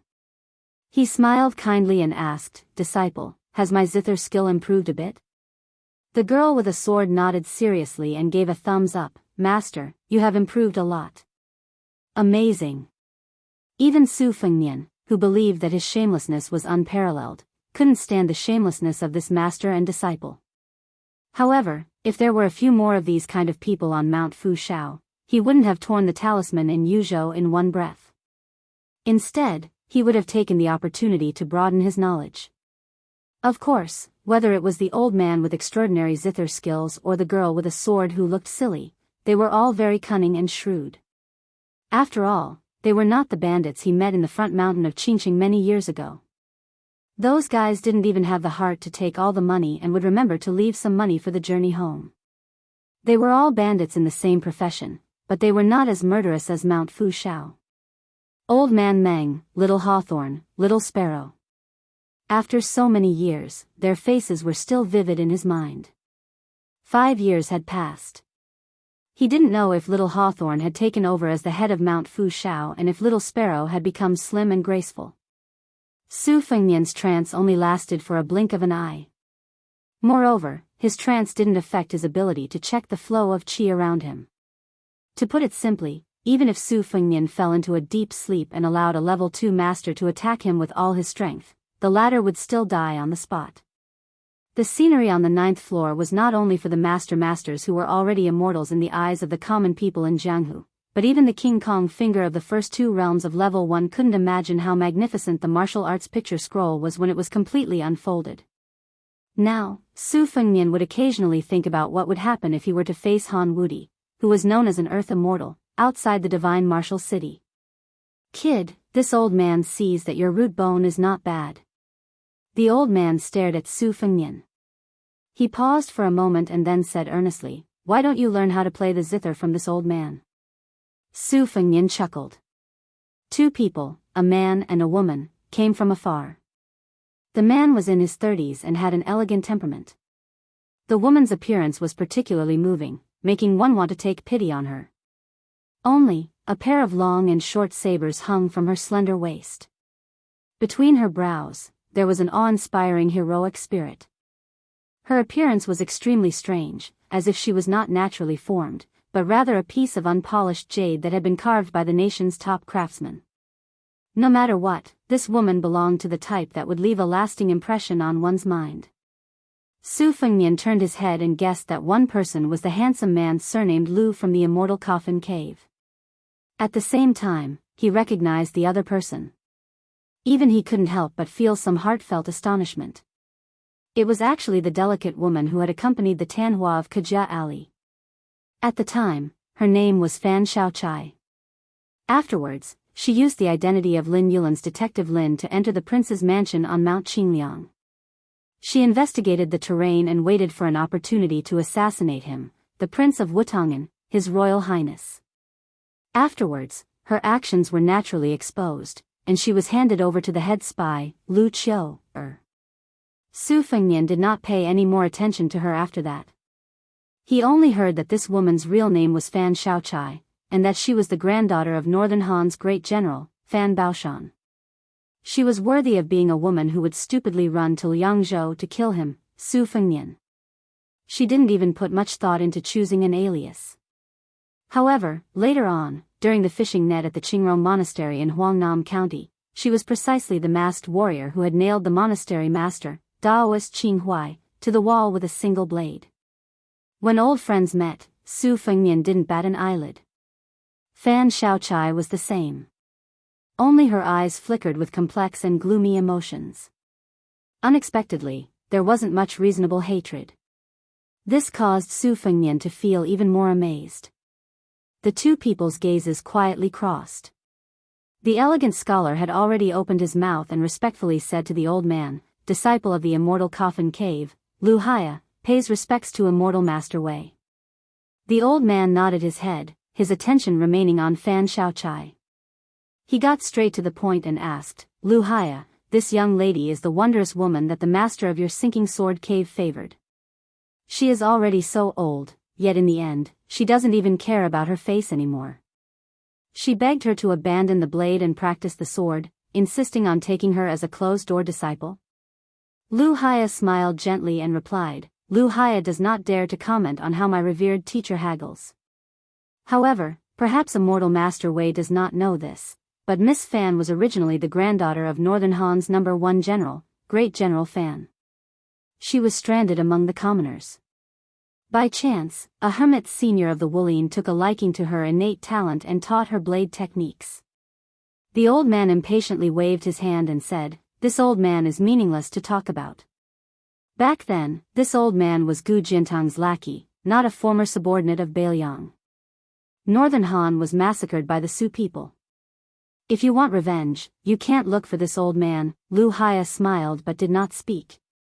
The young woman who had entered the immortal's coffin cave not long ago narrowed her eyes, filled with killing intent.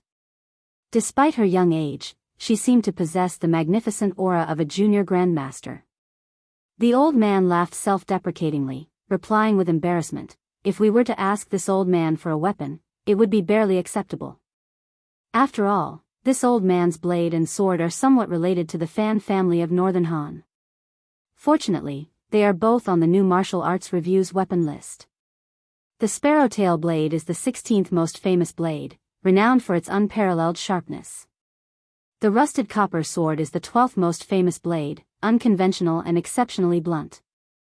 The daughter of the mountain lord of Mount Fuxiao lightly tapped the hilt of the golden-threaded saber with her index finger. Smiling brilliantly, she said, Oh, you've come to other people's territory to act wildly.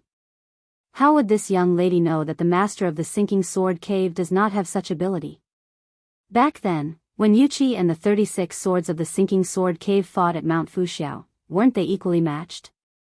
The master does not stand out, but the disciple is jumping around quite fiercely. Fan Xiaochai calmly replied, Is Mi Fengjie worthy of being my master? Encountering a love rival in her own territory, the woman with the golden-threaded saber suddenly gripped the hilt of her saber, as if she was about to draw it out and fight.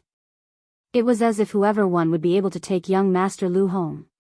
The disciple of Mi Fengjie of the sinking sword cave, Lu Haya, was clearly somewhat embarrassed, coughing a few times. The old man called Wei Jin by Shenli smiled playfully. The youngest daughter of the Fan family, with great difficulty, has ascended to the second-level realm. Since you have not yet stabilized, you should not rashly fight to the death with others. If you do not listen to the advice of your elders, you will easily suffer losses. Fan Xiaochai's expression was cold. Can realms be eaten? Chapter 1067.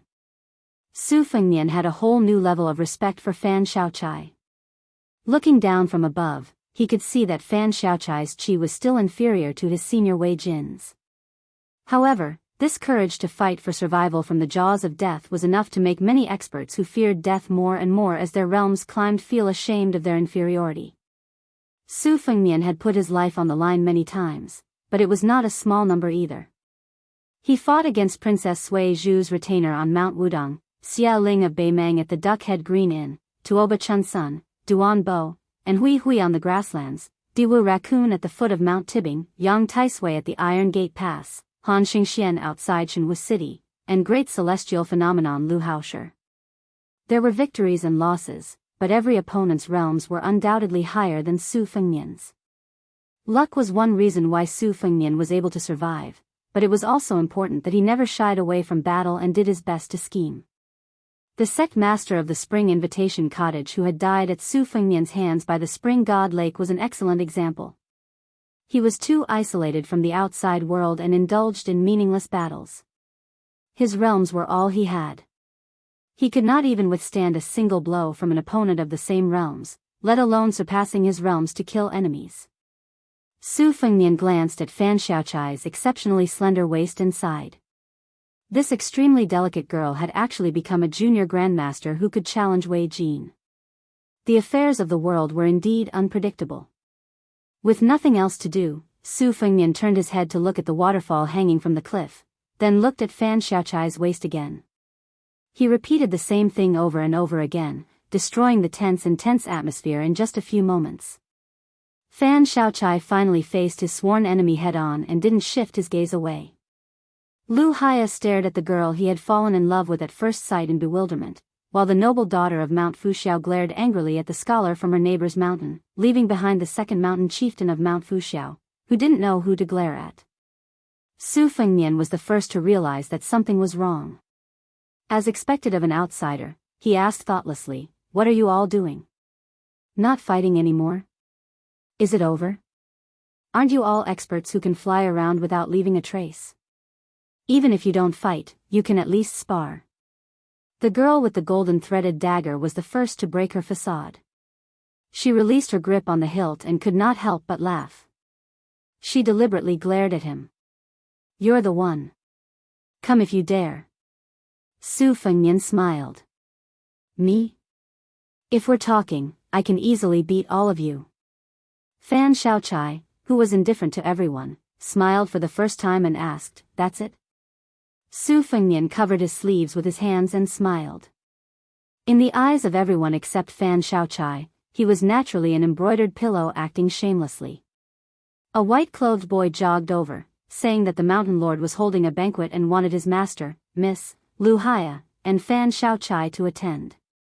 Fan Shaochai said coldly, "I'll wait here for you, Wei Jin, to bring the sparrow-tailed dagger and the rusted copper sword. We'll fight to the death then." Immortal Master Wei laughed and did not comment. Lu Haya knew this girl's temperament and could only follow Wei Jin and the troublesome girl to the top of the mountain. Thus, there were only two people left at the well, a man and a woman who both knew their identities well. Su Fengnian approached the well and squatted to catch the water. The mist filled the air, but he could not get close. His palm was still 3 to 4 feet away from the mouth of the well, but the waterfall was torn diagonally and poured into Su Fengnian's palm, like a white lotus blooming. Fan Shaochai was silent for a long time and finally walked behind him. There was no fluctuation in her emotions as she said calmly, "Fan Shaochai of the first room of the Fushui Society greets the king of Biyao." Su Fengnian, who had his back to the girl, asked, "Did the Fushui Society plant a kamikaze spy here?" Fan Shaochai replied, "No." Fan Shaochai entered the mountain this time for both public and private matters. The public matter is that there are considerable amounts of gold and silver hidden in the two mountains. If we succeed, we can relieve the urgent military needs of Yuzhou. As for the private matter, the king of Biyao already knows. Fan Shaochai wants to take the dagger and sword back home. Su Fengnian smiled and asked, "Family heirloom? What? You want to take revenge after taking back the famous dagger and sword?" Fan Shaochai replied, "I wouldn't dare." Su Fengnian withdrew his hand and stood up. He wiped his sleeves with his palms and laughed, "What a good I wouldn't dare. You still haven't given up your evil intentions." Fan Shaochai stared fixedly at Su Fengnian and thought of the scene of the lotus blooming in his palm. She gritted her teeth and asked, "Is the king of Biyao really ranked 6th in the world?" Su Fengnian, whose vast chi had dissipated, said, "It's good that you could hold back and not draw your dagger at me as soon as those people left. It seems that the years of living in humiliation as a spy of the Fushui Society were not in vain." The girl gently bit her lips and closed her eyes. Su Fengnian bent down and took a slightly longer dagger from her waist. He held it above his head and unsheathed it halfway. He stared at the gleaming blade and asked with a smile, "Fan Shaochai, don't you think we're like duckweed returning to the ocean? It's a small world, isn't it?" Fan Shaochai abruptly drew his dagger. He held it steadily and quickly, the tip of the dagger in his hand stabbing at Su Fengnian's back. The dagger pierced right through the king of Beiyao's chest an inch away from the center of his body. Su Fengnian's expression was calm as usual. He sheathed the dagger with his right hand and broke the tip of the dagger with 2 fingers of his left hand.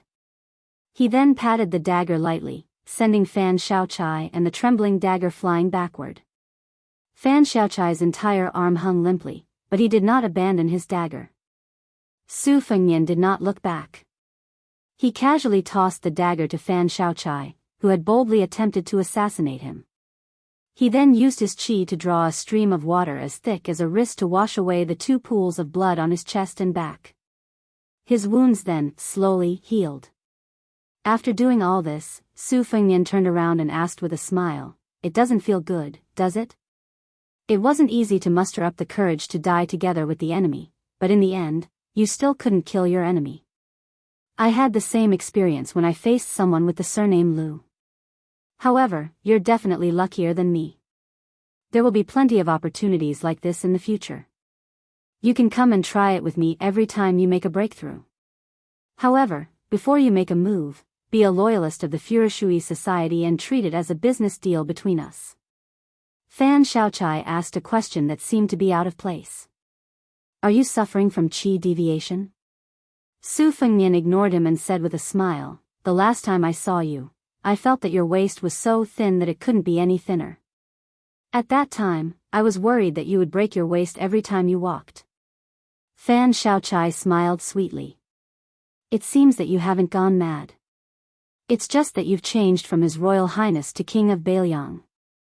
Su Fengnian suddenly stretched out a palm and pressed down. Fan Xiaochai felt as if a mountain was pressing down on her. She went from kneeling to prostrating herself on the ground in an instant. All the qi in her veins suddenly stagnated. Ordinary people would never have the opportunity to experience such bone-piercing pain in their entire lives. The woman raised her head with all her might. Her eyes were obscure. Not only did they reveal a bone-piercing hatred, but there was also something more.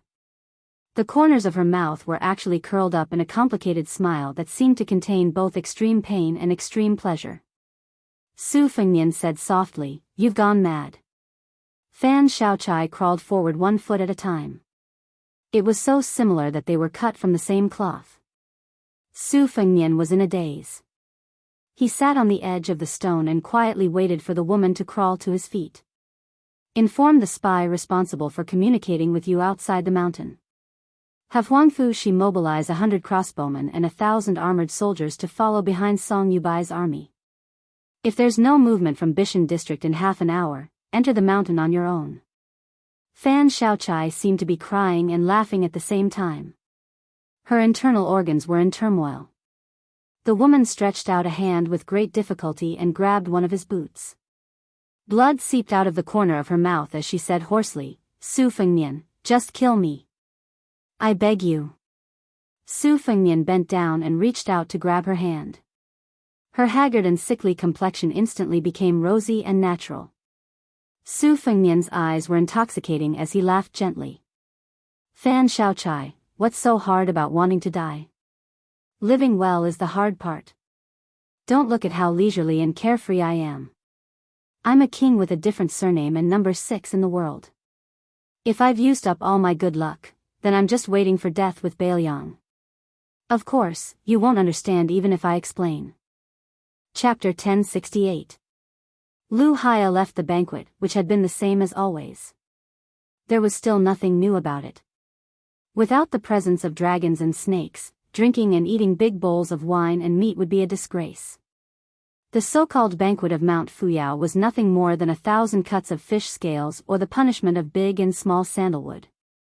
In Lu Haya's eyes, it was a surprise at first, but as time passed, it was not as good as the simple tea and wine of the gentleman.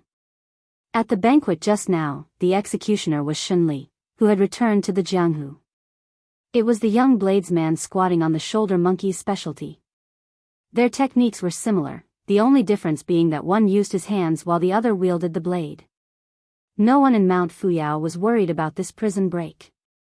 As for the Bishan County magistrate, whose name no one remembered, he was not even worth mentioning. Lu Haya could do nothing about it. After all, Mount Fuyao and the Immortal Coffin Cave did not have a hierarchy.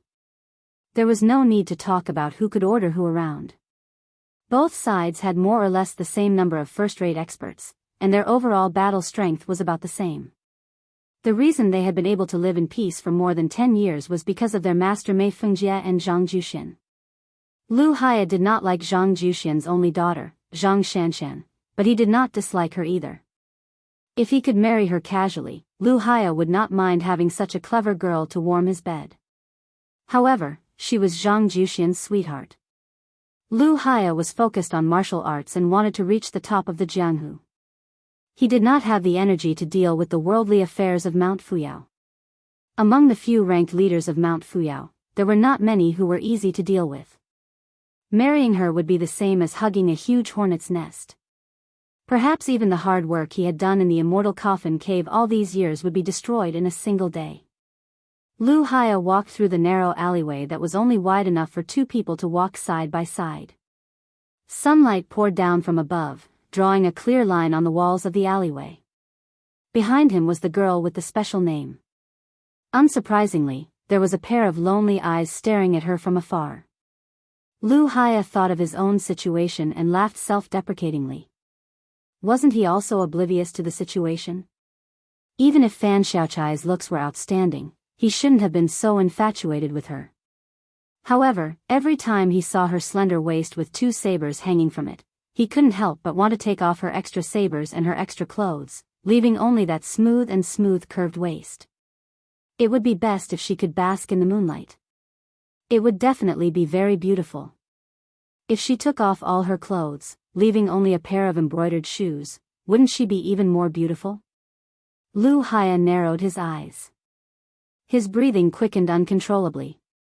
He clenched his fists so tightly that his fingers dug into his palms. Only then did he regain his senses.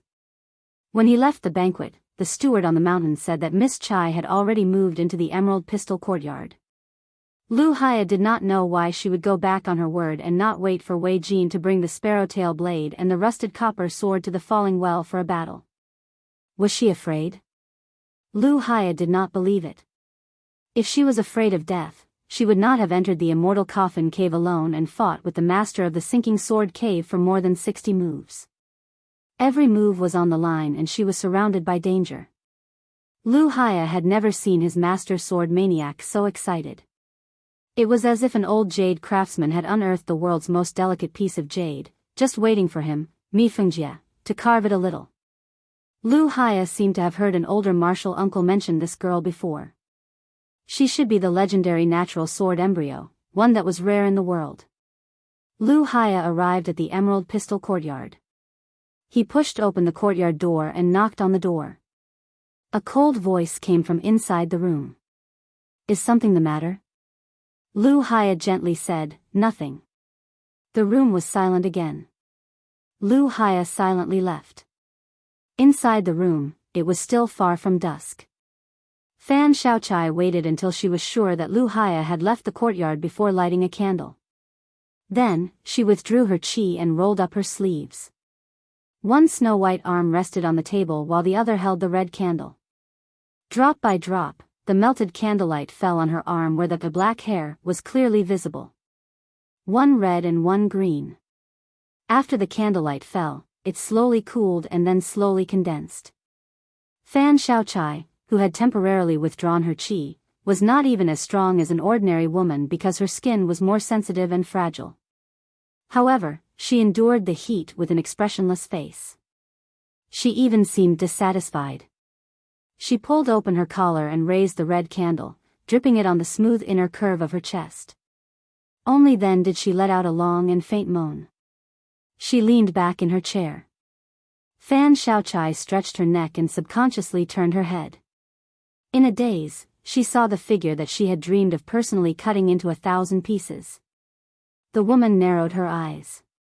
When a new drop of candlelight fell on the full curve of her chest, when she tilted her head to look at that hazy face, she suddenly felt a great joy that she had never felt before. It was like the first time someone had pierced their palm with a sword after they had picked up a knife. It was an unforgettable pain, but at the same time, it was a strange but equally profound pleasure.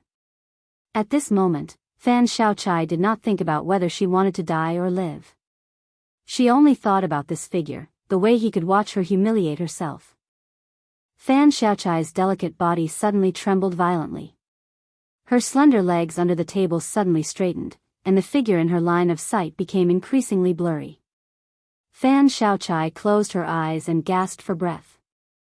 The half-burned red candle in her hand fell to the ground. She felt that the figure should have disappeared the moment she opened her eyes. However, a voice exploded in her ears like thunder. Since you can't figure out whether you deserve to die or live, why don't you just slack off and think about it until you go crazy? Fan Xiaochai was jolted awake. She immediately recovered her qi flow and smoothed out her curled sleeves, covering her collar to cover her long exposed body. She stood up and took a few steps back. After she calmed herself down, she felt as if she had been struck by lightning.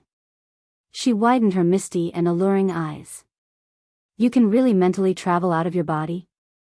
Su Fengnian leisurely sat down on the chair and sneered. Is it strange that I can mentally travel out of my body? Isn't it even more strange that you're not willing to stop your seductive behavior even though you're clearly looking at me? Fan Xiaochai turned her head slightly and averted her gaze. Chapter 1069. Su Fengnian, who had truly achieved the state of harmony between heaven and man, in the Taoist scriptures, continued with a smile, Come, continue. Do it again. Isn't it said that there are only exhausted cows and no ruined fields? Fan Xiaochai was so angry that he was trembling all over. Su Fengnian added fuel to the fire. Finished so quickly? Fan Xiaochai's face turned from white to green, like a piece of green jade with a white background.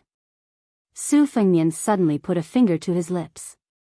Fan Xiaochai was, after all, a top spy of the Fushui society. She quickly focused on the door. The woman in the courtyard came and went.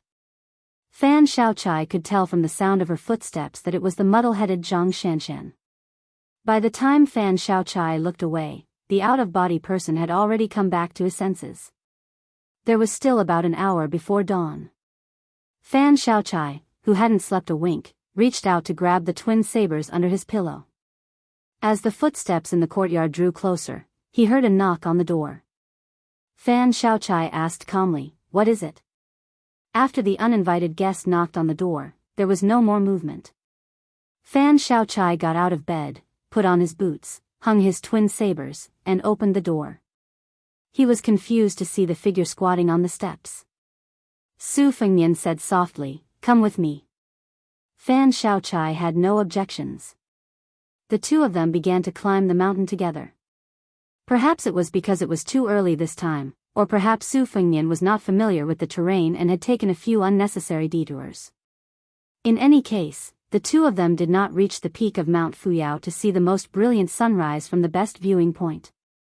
Fan Xiaochai wanted to laugh, but he couldn't, so he followed silently behind the figure. Su Fengnian simply stopped and stood half a kilometer away from the peak of the mountain. Looking at the horizon in the distance, an enormous golden carp seemed to be rolling out of his eyes and lying on a green and white plate. Fan Xiaochai looked to the east with him, but he didn't find the scene very spectacular. Su Fengnian said calmly, I wanted to go to the top of the mountain and watch the sunrise. Then I'll talk to you about some important principles. But since I missed it, I'll just forget about it. For the first time, Fan Xiaochai spoke to the northern Liang prince calmly. The entire Fan clan died because of the great general. Every injustice has its perpetrator, and every debt has its debtor. I should have targeted the great general instead of you, Su Fengnian, but I still sought you out for revenge. There's really no reason for me to reason with you. I've never thought about right or wrong. If it wasn't for this, I would have died in that medicinal pond in Whisking Water Society long ago. You have to know that out of 10 women who jumped in, 9.5 of them would die. At most, they would be left with half of their lives. That was only the first stage. Later on, there were 10 people left with half their lives. They killed each other, and only 1 or 2 survived. I don't even know how I survived these 2 years. Fan Xiaochai laughed to himself. I know I can't kill you, but I haven't given up yet. I want to shave your bones and flesh clean and dip them in salt and vinegar. Then I can eat a few big bowls of rice. Fan Xiaochai raised his foot and lightly stomped on the ground. He sighed. Sometimes, I let my imagination run wild. If I stand, there is only enough space for 2 feet. If I lie down, it takes up more space. If I add a coffin, it's even more so. The heavens let us be reincarnated into this world, but in the end, we die just like that. Before we die, we curse the heavens for not opening their eyes. Aren't we afraid of reincarnating into the wrong body? Since there is no hope in this life, we can't bring disaster to the next. Fan Xiaochai turned his head and asked, "Did I say too much?"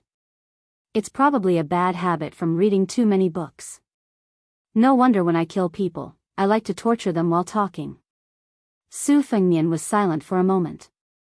Then he said seriously, "I still have a lot of candles in my room." Fan Xiaochai's cheeks immediately flushed red, just like the red candles that dripped down yesterday. Soon, everyone on Mount Fui knew that there was a young county magistrate who was not afraid of death and spent his days wandering around the mountain. It wasn't that no bandits found him an eyesore and wanted to reward him with a knife in an alley. However, the first man who had such an idea and put it into action mysteriously lost his head when he drew his knife. When the registrar walked out of the alley, the bloody head rolled down the ground and touched his heel. Soon after, several men heard the grievous news. They were so anxious that their eyes turned red and swarmed over. 2 of them were cut in half by a woman from the outer mountains. Zhang Juxian, Wei Jin and a few other big shots finally arrived.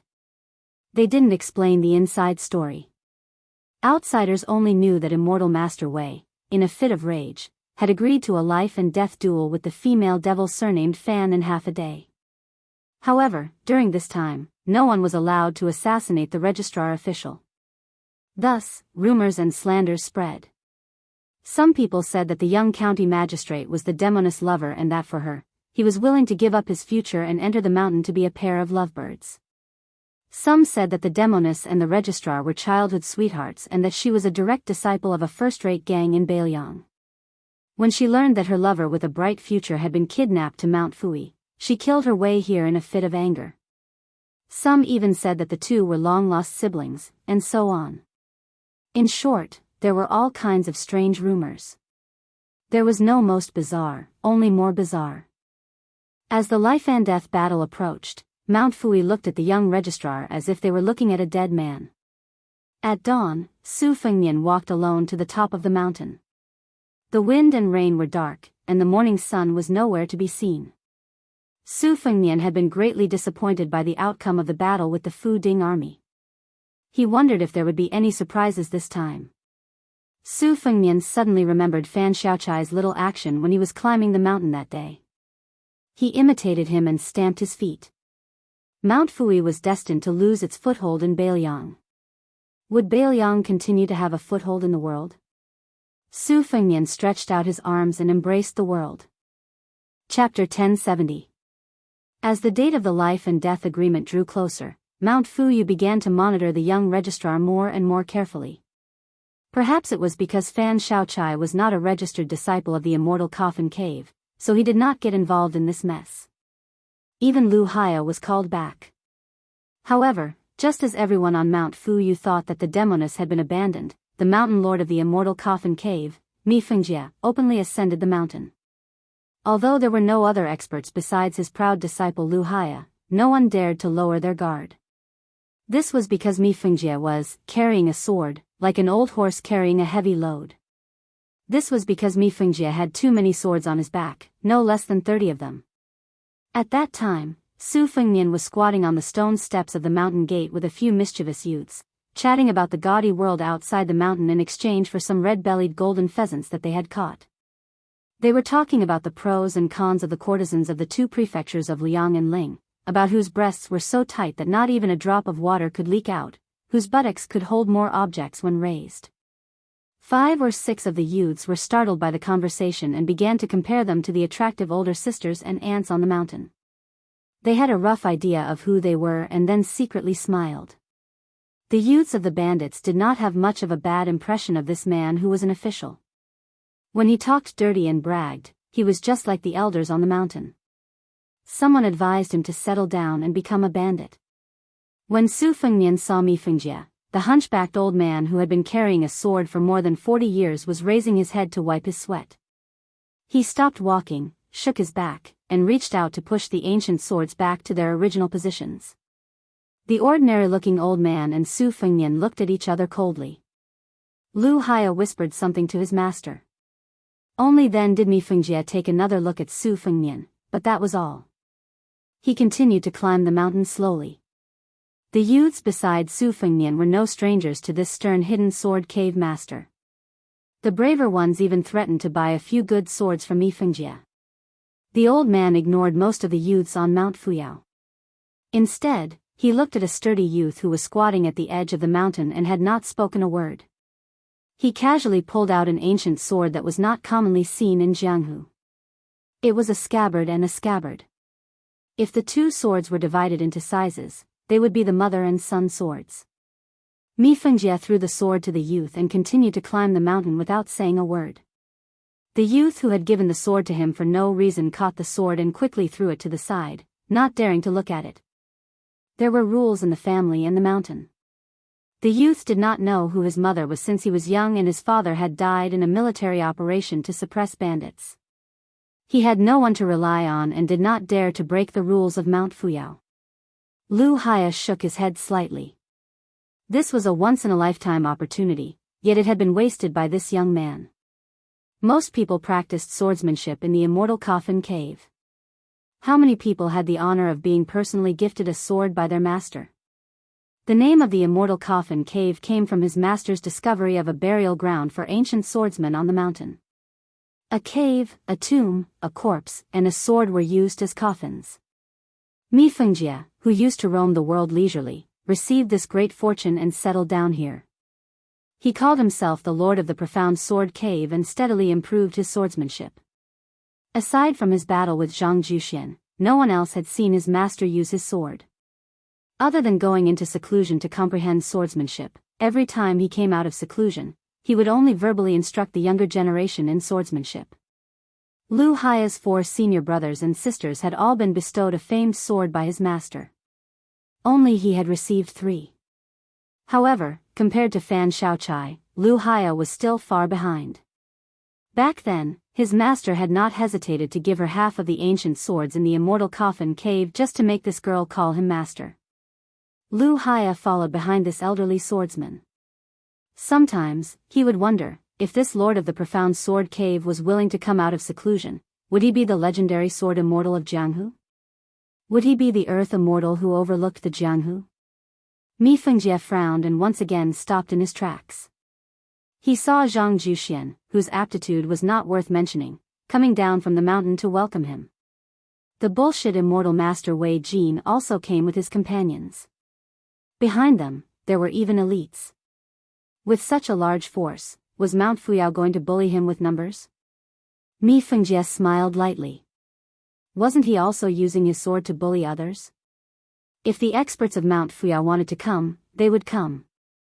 Thinking back to those years when he first came out of Jianghu and traveled around the martial emperor's city, he happened to meet the genius swordsman of Dongyue's sword pool, Song Nianqing, who had ascended the city with his sword. Every move he made was one move. How carefree he was. Even though he was defeated by the invincible Wang Xianji, it was still a glorious defeat. After that, he made up his mind to walk down Song Nianqing's path of swordsmanship unswervingly. He even wanted to walk further than Great Grandmaster Song. However, Song Nianqing would never have the chance to know that there was a swordsman of the same age far away in Biyao, who had been chasing after him for decades, but never had the chance to fight to his heart's content. Zhang Juxian, who was well versed in talismans, had a solemn expression. He slightly cupped his fists towards the Lord of the Profound Sword Cave and said in a low voice, "Cave Lord, please don't misunderstand. This is news that I have just received. A large group of soldiers and horses have already gathered outside Mount Fuyao. This is different from the time when there were less than 100 patrolmen who entered the mountain to fight on a small scale. This time, there are only about 90 armored elite soldiers. There are also more than 20 elite scouts who have entered the mountain in advance to investigate the terrain step by step. There are also more than 400 patrolmen from Qingan County and Yanji County following closely behind." Mi Fengjie's expression was as tranquil as an ancient well. He asked indifferently, "It's only 500 people. Mount Fuyao is so big. Is Mountain Lord Zhang worried that there won't be enough space to bury them?" Mount Fuyao's beacon had all been built by Gu Jintang's former military officers in the Wei and Jin provinces. The old man said bitterly, if the two sides were competing in ability, we wouldn't need to worry so much. However, since the two provinces' officials were willing to lower themselves to borrow soldiers from a military officer, and were even willing to sacrifice 400 lives to fill Mount Fuyao, they might fly into a rage out of humiliation if they fail. Even if the entire army is annihilated, perhaps even those military officers in Yuzhou who hold real power in Yuzhou will covet this fat piece of meat. When that time comes, Mount Fuyao will be restless. Cave Lord, your heavenly abode will definitely not have peaceful days to pass. The corner of the sinking sword Cave Lord's mouth was full of ridicule. Wei Jin did not show his annoyance towards Mi Fengjia's unbearably ignorant indifference. Naturally, the sinking sword Cave Lord's martial attainment was the best in Mount Fuyao, but when it came to the general situation, Wei Jin felt like he was playing the lute to a cow. However, the current situation was dangerous, so he had no choice but to patiently explain, Cave Lord, you and I both know how powerful Bailiang's armored soldiers are. They aren't something that a few masters can contend against. At the very least, even if Mount Fuyao uses up all of its people to block the next wave of attack from a certain Yuzhou lieutenant's 1,000 armored soldiers, even the Yuzhou general, Huang Fuming, will be alarmed. It is said that this person's temperament is malicious and cruel. For the sake of an official position, he even handed over his own family to the Bailiang Palace, leaving him as the sole survivor. Only then did he slowly climb up to the position of Yuzhou general. He himself comes from a wealthy family in the martial arts world, and he also holds the military authority of a province. He is well versed in methods to deal with the gangs of Jianghu. If this poisonous snake sets his eyes on him, Mount Fuyao's immortal coffin cave will be intimately interdependent. Cave Lord, you and I should be facing a common enemy together to overcome this crisis. Mi Fengjie sneered, since we are in a situation where we can only win 1, win 2, and lose 3, what's the point of forming an alliance? Won't we just throw away our lives in vain? According to your Mount Fuyao's logic, we should all flee as soon as possible. Wei Jin hesitated for a moment and looked at Mountain Lord Zhang Juxian. The latter nodded lightly. Only then did Wei Jin say, I have an idea, but I don't know if Cave Lord is willing to listen. Chapter 1071. The receding sword cave master did not say a word. He coldly stared at this old man who liked to eat, sleep, and curse Bailiang, with an expression that said, if you have something to fart with, just say it. Wei Jin was depressed, but he still slowly said, our stronghold is not as hard to find as Immortal Coffin Cave. In this battle, there is no need to trouble the cave master. Mount Fuyao will face the 500 soldiers alone, pretending that both sides have suffered losses, and then burn this stronghold to the ground. We hope that the Immortal Coffin Cave master will take us in. Not only is our mountain chieftain willing to serve the cave master, but everyone in Mount Fuyao will also listen to you. As for later, if Yuzhou still does not give up and wants to scour this mountain, we will have nowhere to hide. At that time, it is up to the Immortal Coffin Cave to leave or stay, but we Mount Fuyao will stay and fight to the death. If the Yuzhou army relaxes and does not enter the mountain, Mount Fuyao will not change today's agreement. The receding sword cave master, Mi Fengjie, fell into deep thought. Zhang Juxian was worthy of being called a hero who had occupied a mountain for many years. He laughed freely and said, even if the cave master does not believe the verbal agreement of Mount Fuyao, you should believe the 40 swords behind you. At present, the two mountains are evenly matched. After this battle, Mount Fuyao will be greatly weakened. What capital does it have to compete with Immortal Coffin Cave? There is an ancient saying that a mountain cannot accommodate 2 tigers. Mount Fuyao should have been like this long ago. Today, this saying is true. Only, Zhang Juxian's luck is not good. His martial cultivation is not as good as the cave master's, and his luck is far inferior. He has no choice but to admit defeat. Lu Haya silently weighed the pros and cons. Zhang Juxian and Wei Jin, these two old foxes, had no obvious loopholes in their plan. The root of all of this was actually Bailiang's military power. For any Jianghu power, it was too big a monster. Moreover, the king of Bailiang was ranked 6th in the new 15. His retainer Su Yanbing was one of the last 5. Even the cavalry commander Yuan Zuozong, who was not ranked, was one of the top 3 experts in the Liang army. All of this was where the morale of Bailiang's hidden army lay. Even though Lu Haya was quite proud of his martial arts attainments, he did not even have the luxury of fighting against these people.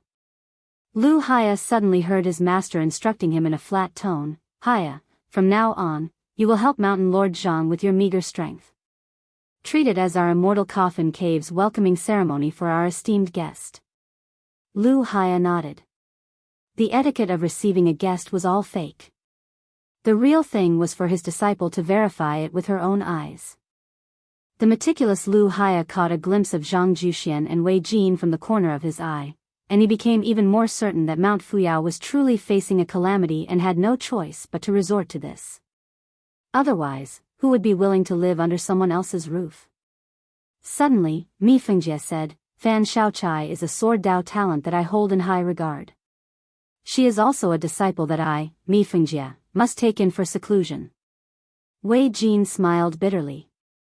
Since the cave master has said so, and the immortal coffin cave also has a welcoming ceremony, it is only right for me to present a gift. At this moment it is equivalent to personally tearing up the life and death agreement. Wei Jin is willing to surrender without a fight.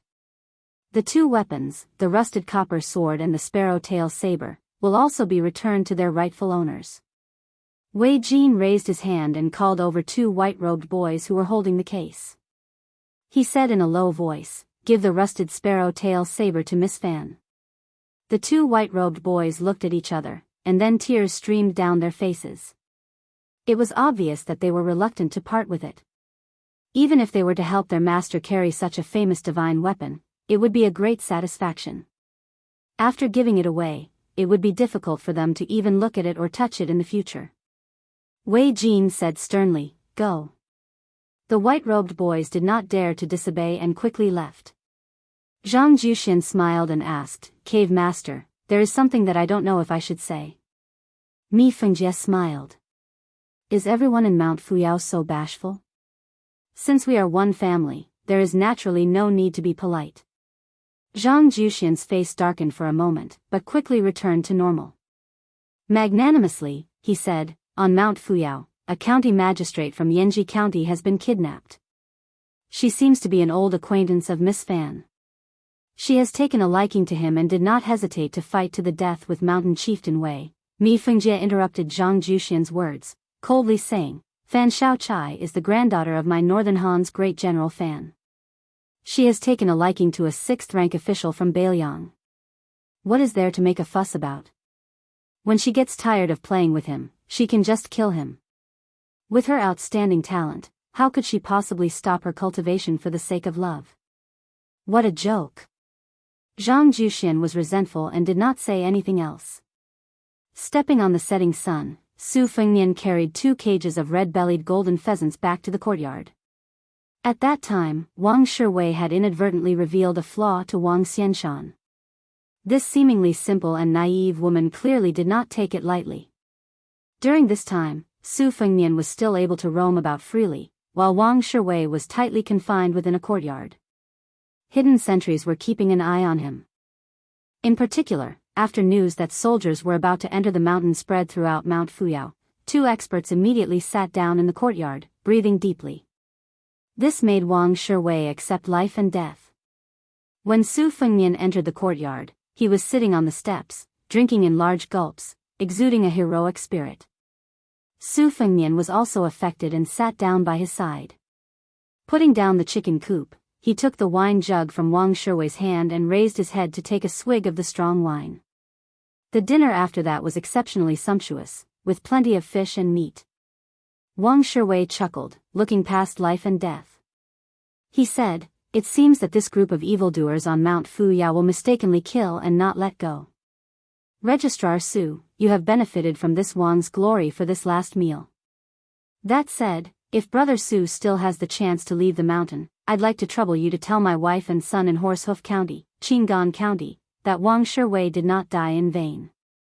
Brother Su, remember to especially tell my son, Bai, that his father made a great contribution in uprooting the Golden Pheasant Mountain bandits." Wang Shiwei drank the wine with a calm expression. "It's just that I've let down the mother and son, so I feel somewhat guilty. Su Fengnian nodded, but did not say any words of consolation. The next morning, there was quite a commotion on Mount Fuyao. There were more than 180 young and strong bandits, all of them rushing down the mountain aggressively. Su Fengnian and Wang Shiwei's courtyard was already under house arrest. Wang Shiwei sat in the main hall, calming himself down, preparing to kill one to recoup his losses when Mount Fuyao turned hostile. If he killed a pair, it would be a profit. Su Fengnian had long since left his body and entered a spiritual state. He quietly came to the dense forest of Mount Fuyao and stood on a tree branch in the middle of a mountain peak, quietly observing the battle. Fan Shaochai, who had obtained the sparrow-tail copper rust, was indeed not stupid. She probably guessed that Su Fengnian would be absent-minded while watching the battle, so she snuck into the backyard. There was only a wall between her and Su Fengnian, who was sitting cross-legged on the bed. She pressed her hands on the saber and sword at her waist. During Su Fengnian's 9 journeys as a celestial being, Su Yanbing had always been guarding him. This was because he was afraid that someone would take advantage of the opportunity to take advantage of him. Most of his soul had left his body to travel far away and condense into a new form, which would greatly reduce the strength of his body. This was an established fact that not even an immortal on earth could change. Although there were no written records of this in Taoist scriptures, Fan Shaochai had already reached a higher level in martial arts. At the same time, she was able to stand out among the many spies of Fushui's society. This was the best opportunity to kill Su Fengnian, who was ranked 6th in the world. She did not think that there would be such an opportunity in the future. Therefore, she did not hesitate to strike. The sparrow-tail copper rust broke through the wall as easily as a needle piercing through paper. Her delicate body also smashed through the wall. The moment she vaguely saw the back of that figure through the dust, Fan Shaochai did not feel too much hatred, only relief. When Fu Shaoshan saw this, he did not hate Fan Shaochai to the core. However, this did not mean that Fan Shaochai would give up the butcher's knife and become a Buddha. Moreover, there was no record of any woman becoming a Buddha in the Buddhist scriptures. When the tip of Fan Shaochai's saber and sword were only a foot away from that figure, her already abundant qi increased by another level. The gang qi at the tip of her rusted sword suddenly surged. Before the tip of the sword reached, the gang qi had already arrived. Su Fengnian, who was on a mental journey, stood lightly on a branch. He could not help but chuckle softly. Do you think Gao Shulu's body is made of paper? Otherwise, why would I go on an out-of-body journey so easily? Ignoring the changes in the courtyard, Su Fengnian looked into the distance. Finally, people were starting to die. Chapter 1072. When it came to a small war, there was no such thing as destiny, so there was no such thing as an opportune moment. However, Mount Fuyao held the geographical advantage, so there was no need to doubt it. With more than 20 military scouts thrown into the mountain, it was very difficult to capture military intelligence that would be beneficial to the war situation and successfully transmit it back to the army at the first possible moment. Mount Fuyao had 6 beacon towers that were hard to detect. Because the Wei and Jin dynasties, who had been military officers, pursued a policy of being loose on the outside and tight on the inside, there was only one outside the mountain. Originally, there were only 8 beacon towers, but 8 more were added at the last moment. Half of them were stationed on the mountain, while the other half were roaming about. The latter were assisted by the chirping of birds, making them even more secretive and difficult to detect. The 108 bandits of Mount Fuyao were divided into 3 groups of troops. The third mountain lord, Nan Baoyu, was the leader. He was an 8-foot-tall burly man who wielded a pair of gilded sledgehammers. He had the fewest men under his command, only 30. Every one of them was nimble and strong, armed with short sabers and bows and arrows. They truly had the air of a dismounted crossbowman. They formed a fan shape and swiftly advanced forward. Several cautious military scouts quickly came into contact with these bandits. Because there was no such thing as who was in the open and who was in the dark, it was a close combat battle. The scout saber technique carried the distinct style of Bailiang's army, concise, practical, and most importantly, desperate. The burly bandit, whose martial arts were superior to the scouts by a level, was clearly not used to this kind of life-for-life fighting style. However, he relied on his superior technique and agilely moved around like an ape in the forest. He opened up a distance and waited for an opportunity to attack again. The scout was unable to get close and did not blindly attack. After a Mount Fuyao bandit found an opportunity to slash his shoulder with a saber, he gritted his teeth and forcefully fired his short crossbow. The bolt brushed past the man's cheek and nailed into a tree. This arrow scared the man so much that he broke out in a cold sweat. As he ran, he took out a throwing knife from his waist and threw a series of extremely familiar throwing knives at the heavily injured scout. The scout, whose shoulder had a wound of an inch or so, couldn't dodge in time. Several throwing knives were nailed into his chest and thighs, leaving him on the verge of death. The man moved forward like a mountain snake, drawing an arc in the air as he carefully closed in on the enemy, not giving the scout a chance to fire his crossbow. After he dodged the last crossbow with a somersault in the air, the man standing behind the scout let out a sinister smile, bent his waist, and ran forward. With a raise of his hand, he chopped off the scout's head and kicked the headless corpse over. The man snapped his fingers and received 50 taels of silver, as well as a promise from the mountain chieftain that after he killed this man, he would be able to spend the night with a few beautiful maidservants from the big houses on the mountain. Just as the man was about to raise his saber and leave the scene, he felt a jolt in his heart and his head sway forward. He fell to the ground, dead on the spot. It turned out that 2 crossbow bolts had pierced his chest and the back of his head at almost the same time. A grassland bandit who had rushed over after hearing the commotion had only just seen this frightening scene and was about to find a place to hide when 2 crossbow bolts came flying at him. The man instinctively dodged one of the bolts, but the other one still pierced through his neck.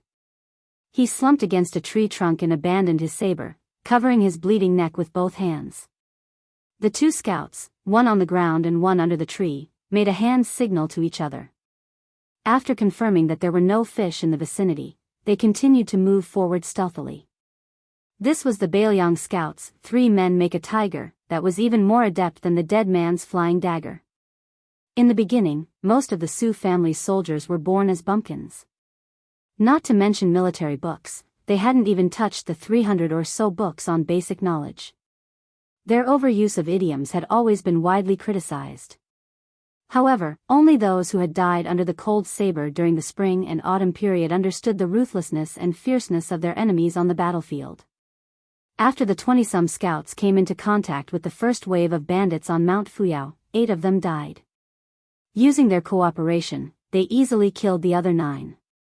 It seemed like they were evenly matched, but if the 3 scouts that Nan Baoyu personally slaughtered with his overwhelming brute force were removed, then in reality, even if the Jianghu experts had the advantage in individual combat strength, against the veteran soldiers who used battle formations to find loopholes and fill in the gaps, it was easy to see who had the upper hand in the battle. What's more, 4 of them had successfully circled to the back of Nan Baoyu's fan-shaped defensive line.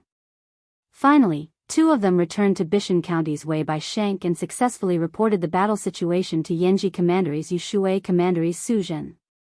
This time, Suzhen personally led nearly 100 armored soldiers into the mountain to exterminate the bandits, including half of his scouts. Hearing the approximate number of casualties, this commandery, who had real power and bright armor, tightly pursed his lips with a gloomy look in his eyes. He waved his hand to indicate that the scouts could bypass the first battlefield and enter the hinterland of Mount Fuyao until they encountered the second group of bandits. Suzhen's unit was an ordinary No. 5 army in Yanji Commandery, which was ranked in the middle of Yuzhou.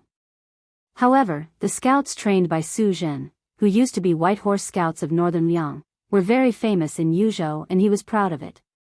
Some of his old comrades who had returned to the border with him always liked to bet with him. If they lost the bet, they would shamelessly ask for the scouts under Suzhen's command. As a result, after entering the mountain, nearly half of his scouts died. This commandery Suzhen didn't do anything in exasperation. Instead, he just took off his new horse-war cold saber and lightly licked the blade with his tongue with a bloodthirsty look. Being able to become a White Horse Scout, Suzhen was naturally a senior cavalry soldier.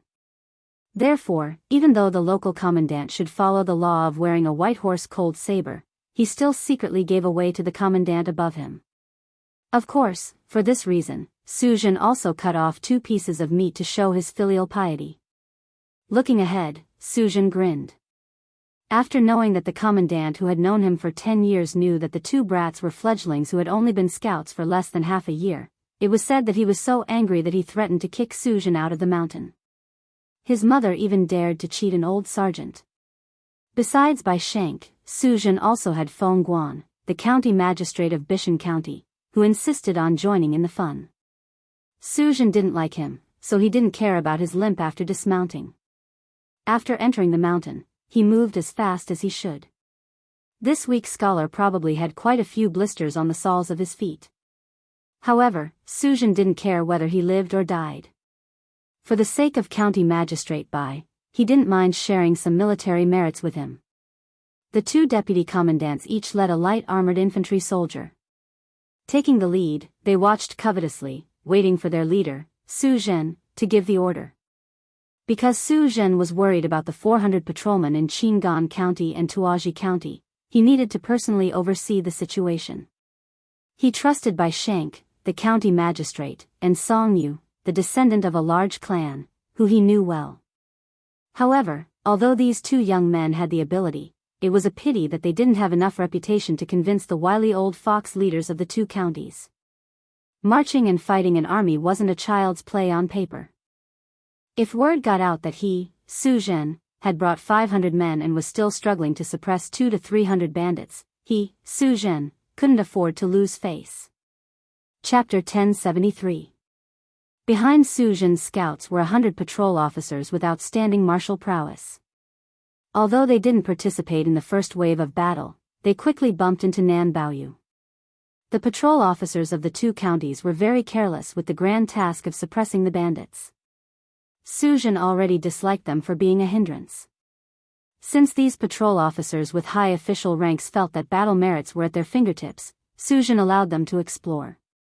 Su Jin himself also wanted to know how many troublesome experts these bandits had. After all, it was never a bad thing to know one's own strength and the enemy's strength. At this moment, Nan Baoyu, who was the 3rd in command of Mount Talisman, was sitting on a mountain rock. He let 2 nimble scouts do a head count. Out of 30 brothers, 9 had left. The key point was that they didn't even get a single advantage.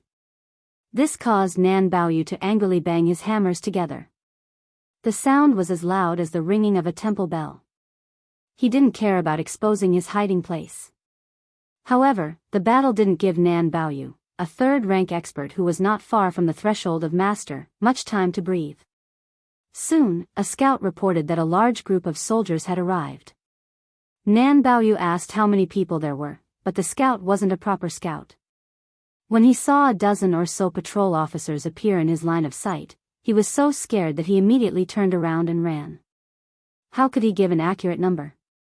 As the master of Mount Talisman, Nan Baoyu knew his own strength. He snorted coldly and didn't argue with him. He strode forward and took the lead to crash into the thick line of patrol officers. Did they really think that just because he wasn't a master, he could crush him as he wished? There were more than 100 patrol officers led by 4 experienced guards. They didn't know the essence of battle formations, but they knew a little bit about it. Formations might seem like a mess in the eyes of experts, but at least there was something for show. For the 4 leaders to be able to stand out in a county and dare to personally take risks, they definitely had some martial arts skills. The patrol officers beside them were the elites of Qingan County and Yanji County. They often participated in street battles, so the gap between them and Lin Zhan was much smaller than the gap between them and the cavalry battle. The combination of sabermen and archers was still quite suitable. Therefore, when they saw the burly old man carrying a pair of sledgehammers charging out like a wild horse, after the guards gave the order, the bows and arrows shot out in an orderly manner from the gaps between the trees like ladles of water splashing down on his head. Nan Baoyu laughed unscrupulously. Relying on his sturdy physique as a third-pin martial artist, he wildly swung his gilded sledgehammers, which flashed with golden light. He didn't even bother to dodge some of the weak arrows, so they only scraped his body, causing him to bleed. His eyes were bloodshot as he ran forward with his head lowered. Two bandits who had never experienced such a battle before were immediately shot out like hedgehogs. When they fell to the ground, the front half of their bodies were full of arrows. Under the command of a young martial art master from Talisman Mountain, they hastily split into two groups and rapidly advanced from the left and right sides. They were bound to scatter the arrow formation first. Some of the bandits who practiced lightness skill were especially nimble. Every time they swept forward, they would land behind a thick tree trunk between the gaps of the arrow rain. With this kind of advance, their losses were not great. In addition, with Nan Baoyu drawing the enemy's attention, even if victory was not in their grasp, they were at an absolute disadvantage in terms of numbers. In any case, they were far from being defeated like a landslide. That young master was none other than Lu Yu, the disciple of the immortal master from Mountain of Talismans, Wei Jin. He was the #1 contributor to the prison break in Bishan County. He was the only bandit who charged forward from the front. Since his master was Wei Jin, who was proficient in talismans, Lu Yu, who carried an ancient mahogany sword on his back, naturally knew many secret techniques of Taoism. Piece after piece of yellow paper flew out of his sleeve, planting Xiantong talismans that he had painstakingly crafted on the tree trunks. He softly spat out a tut word, and with a twist of his wrists, two large trees suddenly fell toward the patrolling officers. Not a single person was crushed to death, but it somewhat disrupted the originally tight formation. Lu Yu continuously threw out yellow paper talismans from his sleeve and chanted incantations. As if possessed by spirits, the trees collapsed wantonly. As a result, the bandits who were running on both sides became increasingly relaxed. A few of them who were proficient in lightness skills even whistled contentedly. Since it was a matter of life and death that they could not escape from, those who were afraid of death would die faster. This was a principle that the bandits of Mountain of Talismans understood more deeply than the patrolling officers. Moreover, one side was here to gain military merit, while the other side was forced to do something desperate. Putting the overall situation aside, just based on the mental strength of both sides, the difference in strength was obvious. Although the four patrolling officers tactfully chose to engage in a battle of attrition rather than overestimating their own strength, when faced with Nan Baoyu, whose battle prowess was comparable to that of an ordinary border army captain, it was inevitable that they would find it difficult to deal with him. Nan Baoyu took the risk of being rescued, slashed open his back with a saber, and struck out with two hammers, crushing the head of an old patrolling officer into pieces. Blood splattered all over his body, and he casually threw out a hammer, smashing a patrolling officer who was stunned for a moment and had no choice but to use a saber to block his chest, causing him to spit out a mouthful of blood. His body crashed into a tree and swayed uncontrollably. Just as he was about to stand up with difficulty, Lu Yu, who was behind Nan Baoyu, used a talisman as a weapon, cutting into his face. His face was badly mutilated, and he was on the verge of death. His end was particularly miserable. Lu Yu leapt high into the air, and the last dozen or so talismans he kept at the bottom of his sleeves flew out. Nan Baoyu, who only had a gilded sledgehammer left, carelessly wiped away the blood on his face. He spat out a mouthful of saliva, glanced at the shadow above his head, and cursed, "Stinking brat, you liked to shit and pee on your Uncle Nan's neck when you were little. You don't wear open-crotch pants anymore, you still haven't changed your thieving nature." Lu Yu swept into the patrolling officer's formation. His unsheathed peachwood sword seemed to have no edge, but with a sweep of his sword, he chopped off the heads of two patrolling officers at the front. Lu Yu lowered his head and bent over, one hand supporting the corpses. He continued to charge forward, and the peachwood sword in his hand killed another patrolling officer at his side. The two patrolling officers, who had luckily escaped death under Nan Baoyu's hammer, looked at each other and nodded. Neither of them retreated a single step. It was not that they were not afraid of death, but that they could not retreat, and were not willing to retreat. The men of Biyao, regardless of whether they were officials or bandits, might not usually show it, but when faced with death, they all had the same strength of character and courage. A few days ago, most of the Biyao natives who had been raised by the Zhongmen court had gone to their deaths. They did not ask why. They did not ask why that bastard young king was so cold-blooded, nor did they ask whether they deserved to die, whether their deaths were worth it. They simply died in the midst of assassination. Those who dragged out an ignoble existence were often outsiders. The 100 patrolling officers clearly did not anticipate that such a situation would occur. Attacked from 3 sides by the bandits of Mount Fuyao, how many of the 100 people would be left? The answer came to light very quickly. There were only 6 people standing in front of Commandant Su Zhen. They were the faces of the 6 leaders, all of whom looked very young and immature. This meant that in less than an hour, 4 out of 4 patrolling officers from the 2 counties had died, and they were all the most capable people. County Magistrate Feng Kuang sucked in a breath of cold air, his timidity thick. Su Zhen's face was expressionless. He raised his hand and waved. There was no need for this commandant to say another word. Those patrolling officers did not dare to fight for merit and obediently fell behind the 100 armored soldiers. Su Fengnian stood on the tall branch from beginning to end, but he turned his head and glanced back. The movements at the front of the mountain had all entered his eyes. But if nothing unexpected happened, no matter how brave and skilled the soldiers led by the commandant were, they would not be able to take down Mount Fuyao that was allied with the immortal Coffin Cave. But Huang Fuxi's troops had also arrived at the back of the mountain. 100 crossbowmen and 1,000 elite infantries of Yuzhou province in the truest sense. There were also 1,000 light cavalry outside the mountain responsible for chasing down the fish that had escaped the net. Su Fengnian smiled. Wang Shiwei had made him regain his confidence in the Yuzhou officialdom, and that commandant's mere 20 scouts had caused him to have a whole new level of respect for the commandants of Yuzhou. Right now, he, Su Fengnian, could go to the Beimang Imperial Palace alone and start a massacre. He might even be more domineering than Chao Chongqing going to Great Peace City. But if he truly wanted to protect the door to the northwest, Su Fengnian needed something other than the 300,000 cavalry at the border. Chapter 1074. Zhang Juxian had already left the mountain and was personally in charge of the second group of mountain guards. Immortal Master Wei Jin was in charge of bringing up the rear. He could still stand at the mountain gate and look into the distance. Something was better than nothing. It was already noon. Next to the old man stood the most precious woman on Mount Fuyao, Zhang Shanshan. Zhang Shanshan didn't know why her father would give her such a vulgar name. As for her mother, whom she had never met and never had a chance to talk about, she only knew of the memorial tablet in the mountain temple. When Mi Fengjie returned to the immortal coffin cave with one of Zhang Shanshan's trusted aides, Zhang Shanshan felt that the situation was out of her expectations. Her master, Wei Jin, who had always been calm in the face of danger, began to show a strong sense of uneasiness. The old man who had lost his rusty sparrow tail placed one hand on the white jade arch of the mountain gate. He hesitated and asked softly, "Shanshan, do you know who gave you this name?" Zhang Shanshan was puzzled.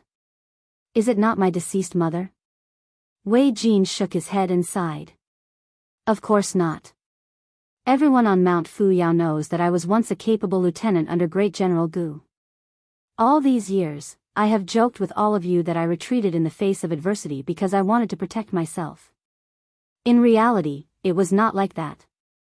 Although Great General Gu had disbanded all his troops, he had gone to Great Peace City to become the Minister of War. The imperial court had never thought of getting rid of this great general once he had outlived his usefulness.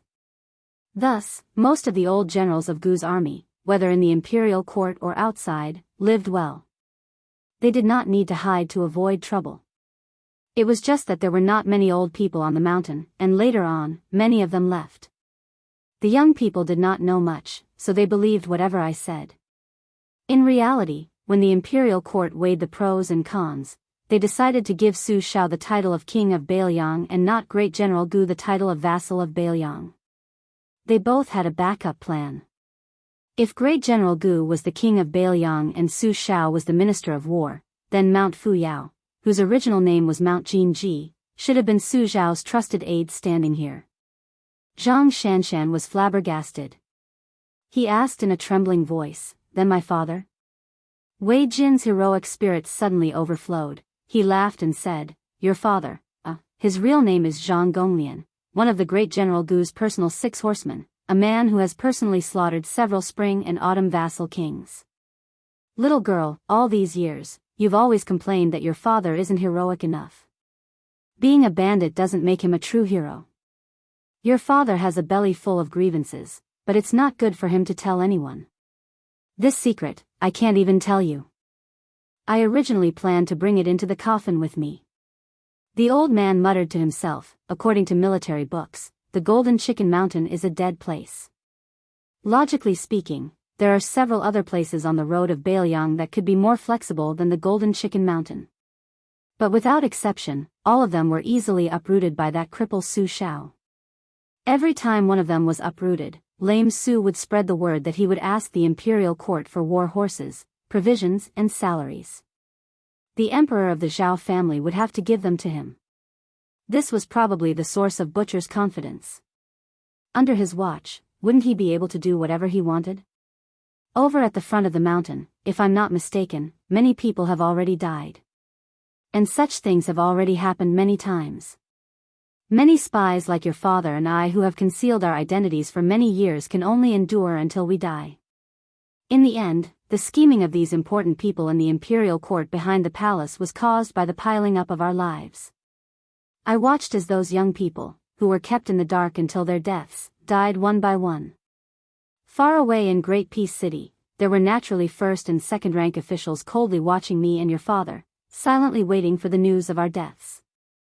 Other than Great General Gu, those people didn't even frown. The old man pulled back his hand and rubbed the girl's head. He said sadly, "That's why I didn't want you to know about these unhappy things, the grievances of the previous generation. The great general once praised your father for his talent and even wanted to bring him into the Ministry of War. Whether it was to go to Jing to fulfill his ambitions or to retire safely, it was a blessing worthy of the envy of ordinary people. However, your father was stubborn. He resented the imperial court for not giving the great general the title of king and only giving him the shitty minister of war. As for the 8 people that the world knew had gone to Jing to be the pillars of the country, wasn't that an insult to the great general? Your father couldn't take it anymore, so he came here with me. Even when the great general left the capital to lead the military affairs of the northern lands, he sent a secret letter asking your father to accompany him to Liao. However, your father disliked that place because it was the place where Lame Su rose. More importantly, he was afraid that you would not be used to the ice and snow there. No matter how much I persuaded him, he would not go. A whistle hurriedly ran from the back mountain of the talismans to the mountain gate, delivering a piece of bad news. Wei Jin only nodded. He was not too shocked. He sighed and said, "Girl, you should know the answer. Your name was given by the great general. Originally, it was agreed that you would marry his youngest son when you grew up and become the daughter-in-law of the Gu family." Zhang Shanshan, who had been in a daze, asked, "Master, what did the whistle say just now?" Wei Jin said bitterly, "As soon as Mi Fengjie left, I knew something was wrong." As expected, the soldiers at the front of the mountain were just a smokescreen. Behind the mountain was the real deal. Yuzhou General Huangfu Xiu personally led the troops here. Just the crossbowmen at the border alone numbered more than 100. This was not something the scouts of the 5th Army within the borders could compare to. They have already entered the mountain. Zhang Shanshan's face turned ashen. Wei Jin revealed a look of resignation. "I'm also puzzled. Although this mountain seems to be a dead land, it's actually unbalanced in terms of offense and defense. It's not important to the overall situation of Yuzhou province. Obviously, the general who led the army to Yuzhou province asked your father to come here for selfish reasons. How did it attract the interest of that madman Huangfu Jin?" Zhang Shanshan asked painfully, "Master, is there a traitor on the mountain?" The old man smiled bitterly. "It doesn't matter. Everywhere, there will be people who are greedy for life and afraid of death." Zhang Shanshan asked in a daze, "Master, why don't we let father surrender? If we don't fight, people won't die." The old man was neither angry nor disappointed. He shook his head and said indifferently, "Silly girl. If we don't fight, people will die." The Han family of Jizhou was wiped out. Biyao Su family also lost many people outside the battlefield. Even His Royal Highness almost died. To be honest, I have been watching that Biyao Lame Su for almost 20 years. Only then did I realize that if our great general became the king of Biyao, it might not be a good thing. Zhang Shanshan was about to speak when Wei Jin flicked the girl's forehead. She immediately fainted. A young man with a golden-haired monkey squatted on his shoulder supported her. Wei Jin said calmly, "Take the young lady to the secret room to hide. Ho Xia, even if you die, you must die before you send the young lady to Liao. Your life and your name were all given to you by Mount Talisman. It is time to pay back your debt." The young man's eyes were resolute. He nodded and carried the girl he admired on his back. He walked past the archway of the mountain gate and was about to enter the secret passage that only 3 people in the entire Mount Talisman knew about. He had just become the 3rd person yesterday.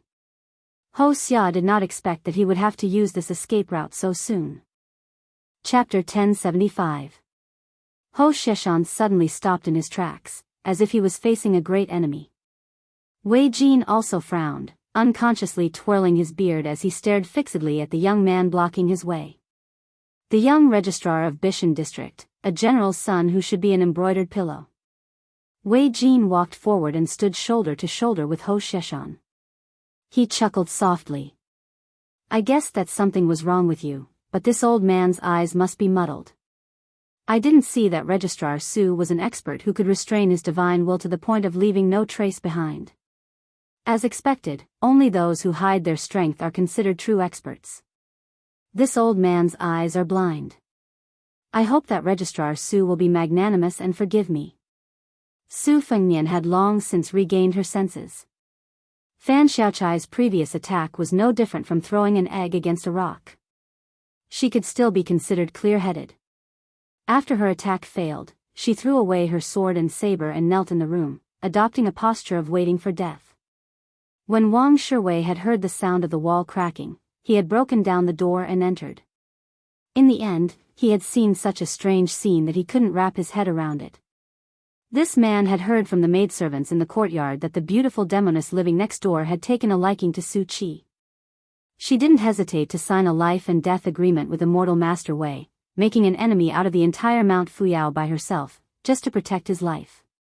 But what was she doing, crashing into the wall and then kneeling without saying anything? Wang Shiwei couldn't figure it out no matter how hard he racked his brains. Could it be that he was too old to understand the love and affection of the younger generation? Or was it that the demoness of Jianghu liked the young and handsome in such a soul-stirring and vigorous way? Wang Shiwei didn't dare to move. Fan Xiaochai knelt without saying anything. Su Qi closed his eyes and rested. Wang Shiwei, a man who was bound to die, had nothing to do, so he simply squatted at the door. He even went to the table to pick up a jug of wine and took a few sips from it. When Su Fengnian came back to his senses, he got off the bed and smiled at Wang Shiwei. He didn't explain anything. Wang Shiwei tactfully didn't ask. She just thought that this brother Su's appearance was so handsome that it made people's hair stand on end. He could make a woman go crazy. Su Fengnian had seen the gathering and dispersing of the Fengqi on Mount Fuyao, so he naturally took advantage of the situation to strengthen his own Fengqi. Imperceptibly, he made up for the loss he suffered when he forcefully traveled to Beimang for the 10th time in the restaurant. At his level, the depth of the Fengqi in the pond was no longer important. Just like a tycoon, he no longer needed to think about increasing his income and reducing his expenditure to increase the thickness of his family's property. Instead, he focused on seizing the wealth beyond the area where he had a foothold. When the picture scroll of a first-rank martial artist was gradually unfurled and stretched to the end of the celestial phenomenon, or even the last level of the earth immortal realm in the eyes of the world, one would know that there were still some rules and restrictions for the so-called land immortals. What Su Fengnian needed to do now was to sort out the veins, peel back the silk from the cocoon, and remove these restrictions to achieve true freedom. This was the main reason why second sister Su Weisheng allowed Su Fengnian to laze around on this trip to Yanji County. She deliberately wanted him to not think about military and national affairs. She wanted him to see more of the suffering of the people, who were not so high and mighty, and to see more of the daily necessities of the people of Biyao. She wanted Su Fengnian to know that he, the king of Biyao, did not shoulder the burden for the sake of the Su family or even for the sake of Su Shao.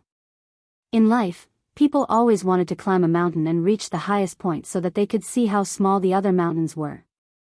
However, very few people would turn back to look at the foot of the mountain, much less walk back to the foot of the mountain. Wudong's Hong Shixiang was different. Therefore, with one step, he was a celestial phenomenon, and with another step, he was an immortal. When Su Fengnian was lost in thought for the 6th time, he went to Little Lotus Peak and sat on the back of the tortoise camel. He leaned against the stone tablet and raised his head to look at the sky. However, no matter how much he tried to pry into the mysteries of heaven, it was a pity that he had little success. Although I have stopped at this place, my spirit has traveled thousands of li. Don't ask me where I come from, think about where I am going and who I am going to see. Su Fengnian only understood these 2 sentences very late. These 2 sentences were the last words that Hong Shixiang had engraved on the stone tablet before he died.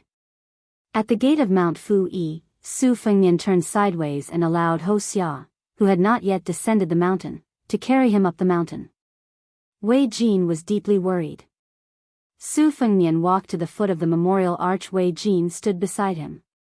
Su Fengnian opened his mouth and said, "Senior Wei may not know that Wang Shiwei is the head of the patrol in Qingan County. As for the heart-piercing Yama Shenli, I only just found out that he was a spy bribed by the Yuzhou general with a large sum of money. Huangfu Shi wanted to destroy Mount Fu Yi and Immortal Coffin Cave because he wanted to reign in the Yuzhou Jianghu and curry favor with the king of Biyao. My ascension to the mountain was a very unexpected thing.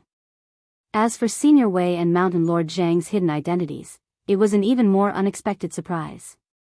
To tell you the truth, my ascension to the mountain has indeed sped up the destruction of the 2 mountains.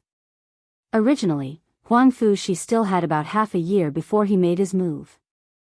Immortal Master Wei, who had been holding back because he was not completely certain, squinted his eyes and smiled. "Oh, this old man said that you have a unique constitution. You hit the nail on the head. You really are a big fish with a frightening identity. Are you the son of Administrator Li Gongda, Li Hanlin? If not, this old man really can't think of any young man in the Bailiang underworld who is worthy of the Yuzhou general personally making a move." Su Fengnian smiled and said, "Not far from it."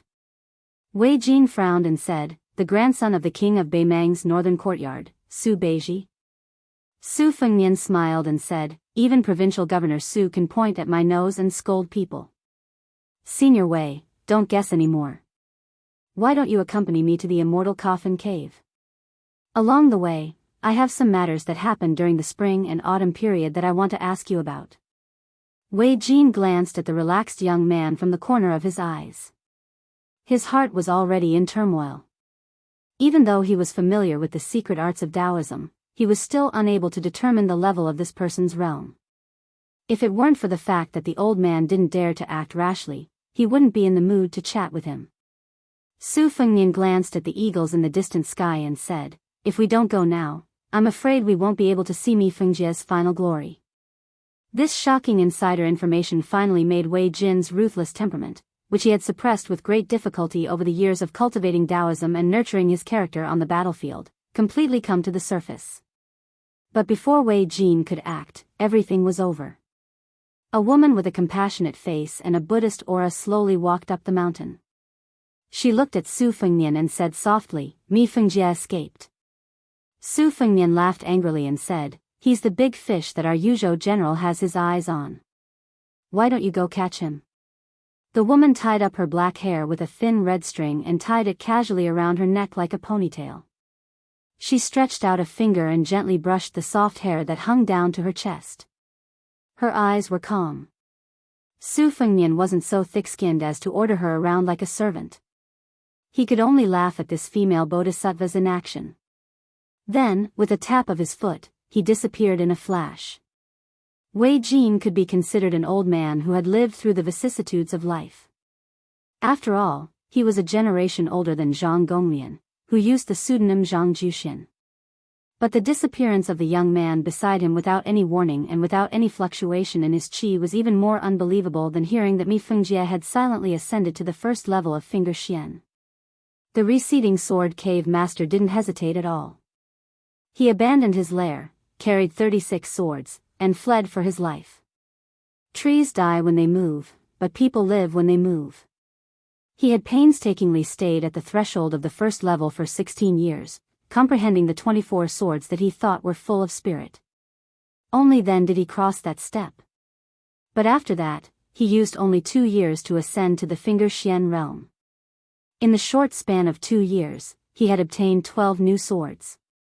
He didn't want to learn from the West Shu Sword Emperor and fight the Biyao cavalry to the death. He also didn't want to lead Xingliang Mountain and become a lackey for that young king. Then, he was stopped by a young man he had met on Mount Fu Miao. He heard him say something baffling. "You, Mi Fengjie, shouldn't be in such a situation. You're no different from the Prince of Qingcheng. You're all borrowed from Biyao." Chapter 1076.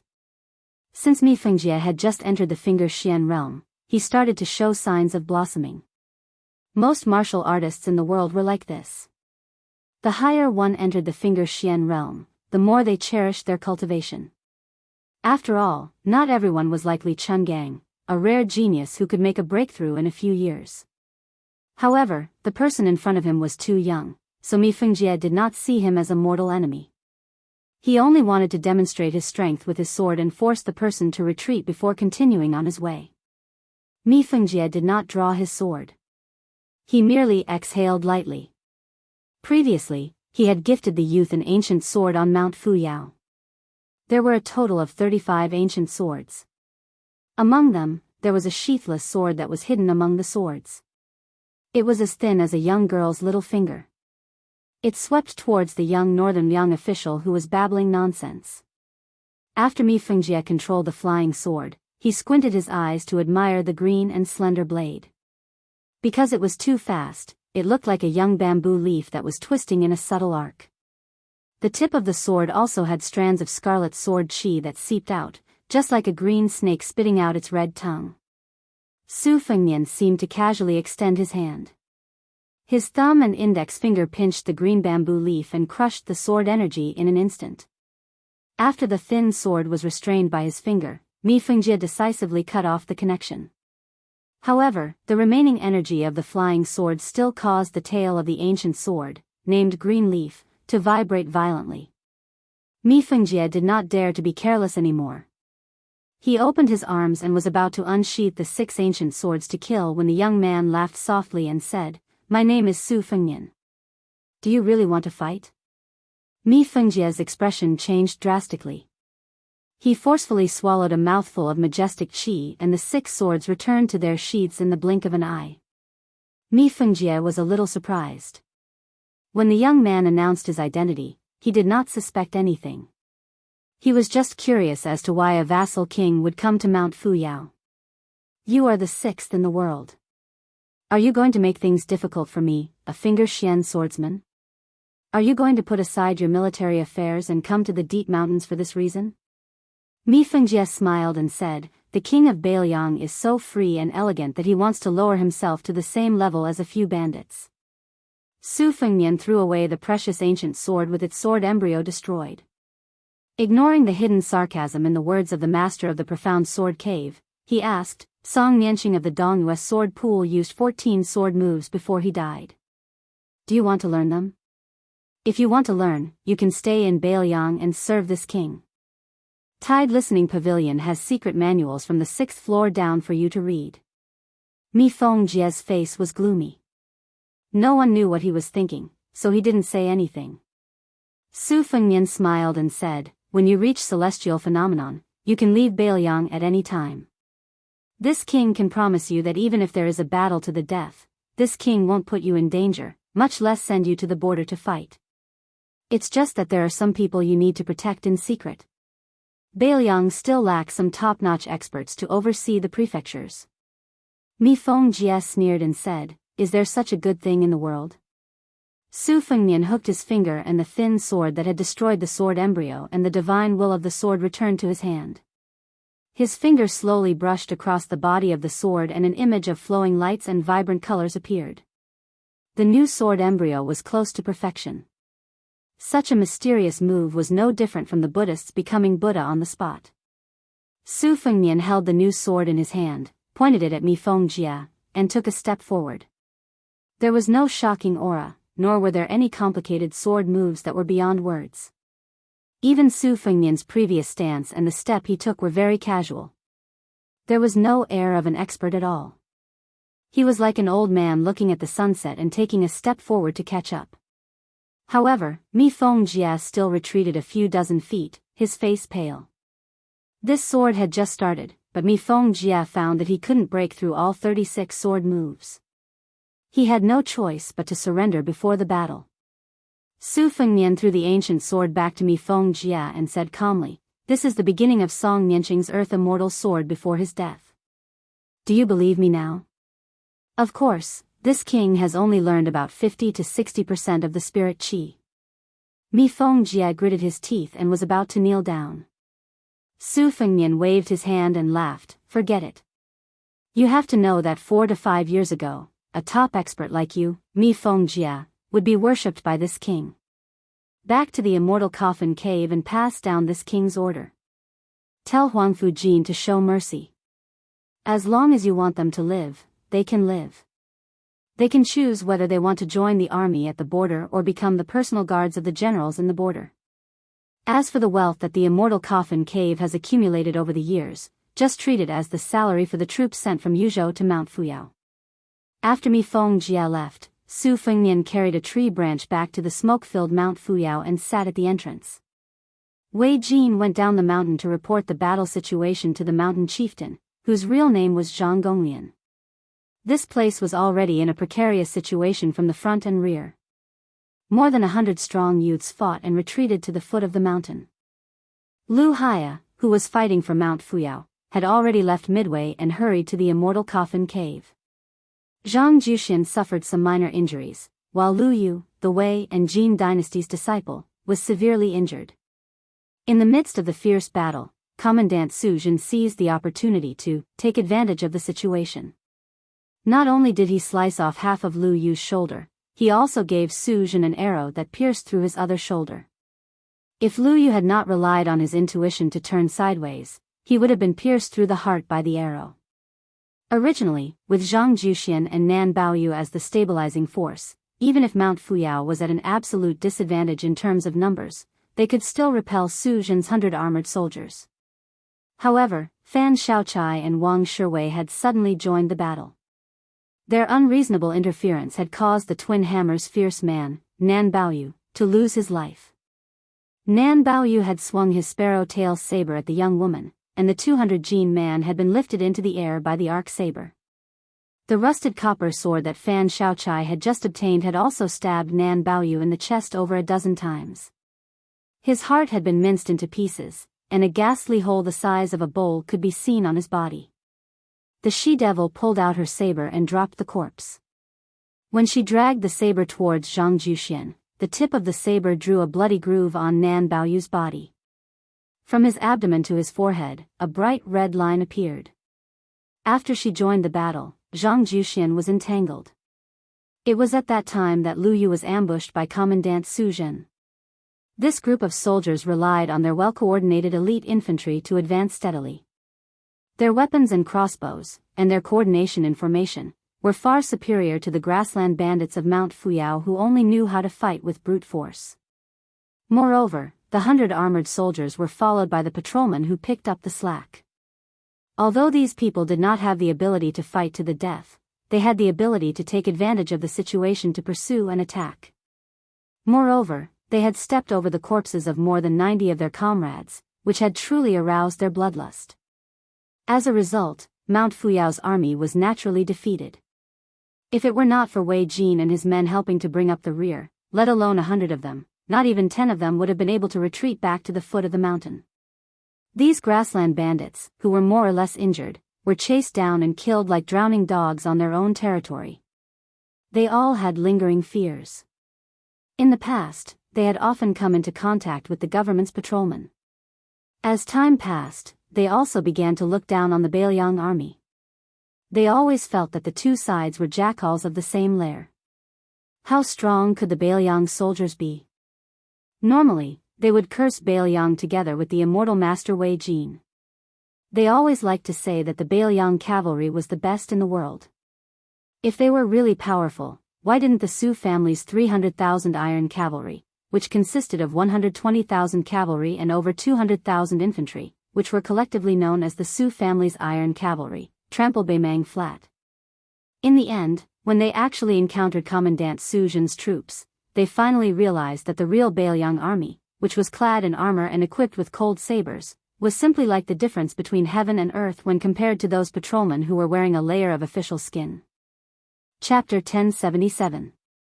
Su Fengnian sat under the archway of the mountain gate, watching the half-dead young men of Mount Fuyao climb up the mountain at top speed. After thinking for a while, he decided not to reveal his identity in front of these bandits, so he returned to his courtyard. After that, it was still a battle of offense and defense. The people of Mount Fui who had nowhere to retreat, especially after they heard the commandant's order not to take captives, began to bite like rabbits without regard for their own lives. Relying on the geographical advantage and the weapons storage on the mountain, they managed to drag on for more than 2 hours after noon. Most of the time, the soldiers and the bandits exchanged bows and arrows. There was no shortage of arrows. Wei and Ji knew that Mount Fui was quenching their thirst by drinking doves to quench their thirst. In terms of proficiency with bows and arrows, the bandits on the mountain were no match for the soldiers, especially the elite soldiers of the 5th Army in Yuzhou. However, if they did not use arrows to block the path, Mount Fui could gain the upper hand in the early stages of the battle. Even so, it was not worth it even if they were heavily injured in exchange for the lives of the soldiers. After all, the enemy still had more than 400 people. Some women, children, servants, and odd job workers who could not escape in time at the edge of the mountain resisted with all their might. Some even pretended to surrender and waited for an opportunity to stab their daggers into the enemy's abdomen. They did not hesitate to die together with the enemy. This unexpected situation made the soldiers who were ordered not to kill them all feel too lazy to speak nonsense about not killing those who surrendered. After several of his bodyguards died in battle, an extremely angry deputy commandant would bring an extra weapon with him every time he led a team into the courtyard. He would throw the weapon to the bandits when he saw them, regardless of whether they would resist or not. He would then raise his arm with a sinister smile and kill everyone he saw. Commandant Su Jin did not seem to be in a hurry to end the battle. He had someone set up a table in an open area and piled a few jugs of wine on the table. He began to drink by himself. There were not many people who were qualified to sit down. Wang Shiwei, the head of the patrol officers of Qingan County, was definitely one of them. However, he did not sit down. Instead, he stood to the side and watched the battle, discussing with the old patrol officers around him how to attack. The blood-covered county commandant Bai Shank first approached and exchanged a few pleasantries. Later, when he heard that the battle in one of the courtyards was in a stalemate, he did not hesitate to leave with a dozen or so patrol officers. Wang Shiwei did not see the demoness surnamed Fan. He guessed that she had gone to save Brother Su. Thus, he resisted the urge to look for the registrar. Song Yu, who had killed many enemies in this battle, sat down without restraint. Su Jin nodded and smiled at the young man. When the county commandant Feng Guan sat down, he glanced at the commandant. The county commandant Su, the county commandant. The county commandant Feng Saturday. Sat. Su Jin saw that the local civil official had some discernment. The commandant, who had crossed his legs, reached out and pushed a jug of wine. Only then did Feng Guan dare to sit down. He picked up the jug and poured himself a cup of wine. He took a big gulp. After suppressing his shock, he leaned back in his chair and felt his entire body relax. Bishan County had made a great contribution this time. It was only natural that Commandant Yu, who sat across from him, took the lead. Feng Guan did not dare to fight for anything. The patrol officers of the two counties had also put in a lot of effort. But then again, Bishan County had not been idle this time. He, Feng Guan, was the county commandant. He had not hesitated to take the risk and personally entered the mountain. Thus, it was only a matter of time before he went to Yanji County and gained real power. Feng Guan raised his cup to Commandant Su. He then leisurely savored the aftertaste of the wine. He turned his head to look at the fighting in the distance, as well as the wails that filled his ears. He smiled and wondered if he had become a Confucian general who talked and laughed wittily with the smoke of war above his head. It would be better if this battle was fought slowly. Only then could that young registrar of Bishan, who had good fortune with women, die more cleanly, and not have the chance to become a fish that escaped the net. Bishan County had a vacant registrar of Bishan. At the same time, there was an extremely beautiful widow. Wasn't this killing two birds with one stone for him, County Commandant Feng? After another hour, a large group of soldiers wearing bright armor and carrying crossbows suddenly appeared. Wang Shiwei was stunned. How could there be crossbowmen in Mount Fuyao? The leader was a young man with a saber. He had a dignified appearance. Physiognomy books said that this kind of man who looked like a woman was mostly blessed with good fortune. Just as Wang Shiwei was puzzled, he saw the arrogant Commandant Su Zhen suddenly stand up and stride forward. He respectfully cupped his fists and said in a deep voice, "Commandant Su Zhen of Dusk County greets Commander Yu." No matter how arrogant Su Zhen was, he didn't dare lower his guard in the slightest when he took a fancy to this person. Some time ago, he had seen with his own eyes how this person was able to speak freely between Provincial Governor Hu Kuei and General Huang Fuji, the two major officials of Yuzhou. He was able to be neither servile nor overbearing and respectfully accompany the last seat. At that time, Su Zhen had clicked his tongue in wonder. Afterward, when he asked the old sergeant, who was already a commandant, he found out that this young talent was the most eye-catching one among the scholars who went to Liangliang. He was the legitimate eldest grandson of the Yu family of Guangling, Yu Wandao. The old sergeant even mysteriously said that the king of Beiliang was also full of praise for this person's Liangzhou big horse song. Therefore, it was a fact that Yu Wandao's meteoric rise in Yuzhou was set in stone. Su Zhen was only a commandant. How could he dare to do anything in front of this young crossbowman commandant? Yu Wandao returned the salute with a warm smile. He said, "Commandant Su, you've worked hard. General Huangfu has already destroyed the immortal coffin cave and will soon arrive at this mountain. At the celebration feast, Yu Wandao will have a good drink with Commandant Su, who has achieved great merit." Seeing that this person didn't have the refined and sour air of a famous scholar, Su Zhen became more and more pleasing to the eye. He grinned. "Well said. My alcohol tolerance is passable, but my alcohol tolerance is without question. As long as Commandant Yu dares to get drunk, I will accompany him until he is drunk." Yu Wandao smiled slightly. Out of the corner of his eye, he saw a person wearing the uniform of a civil official cautiously approach. Yu Wandao, who had not yet gone to the border to obtain military merit, asked with a smile, "Are you County Magistrate Feng of Bishan District?" Feng Guan was overwhelmed by the favor and hurriedly nodded. He didn't know how this young general knew his surname and official position. Yu Wandao didn't continue speaking. With a snap of his fingers, the 40 or so elite crossbowmen behind him entered the battlefield. Su Zhen didn't dare fall behind. He personally led the troops to break through the enemy lines. He was determined to take down Mount Fuyao in one go and leave a good impression on the Yuzhou general. In a courtyard, more than a dozen aggressive patrolling officers broke through the door. Seeing two female servants snuggling up to each other, hiding behind a stone table while shivering, the two leaders looked at each other and smiled knowingly. One of them pulled the hair of the other girl and pressed her against the stone table. Finding the cumbersome clothing troublesome, they tore off their clothes and undid their waistbands, revealing their bare buttocks. Hearing the girl's miserable whimpers, the two leaders of the patrolling officers laughed wildly at the same time. Spending money and drinking wine in a brothel, they couldn't play such a new trick. Just as one of the patrolmen grabbed the girl's slender neck and lifted her back. Just as he was about to get on the horse with his spear, he saw a scene that spoiled the mood. The door to the inner courtyard was open, and a young man was sitting inside. There were a few chicken cages at his feet. This grassland bandit didn't run away. Instead, he asked, "Since there are military merits and rewards, do you think there will be no women after going down the mountain?" If I remember correctly, Beiliang doesn't have a city slaughter order. After attacking a city, no one is allowed to disturb the people. The leader of the patrolmen felt that this kid's head had been crushed by the door. He tilted his head and signaled a few of his subordinates to remove the kid's head. His hands weren't idle as he sneered, "Disturb the people?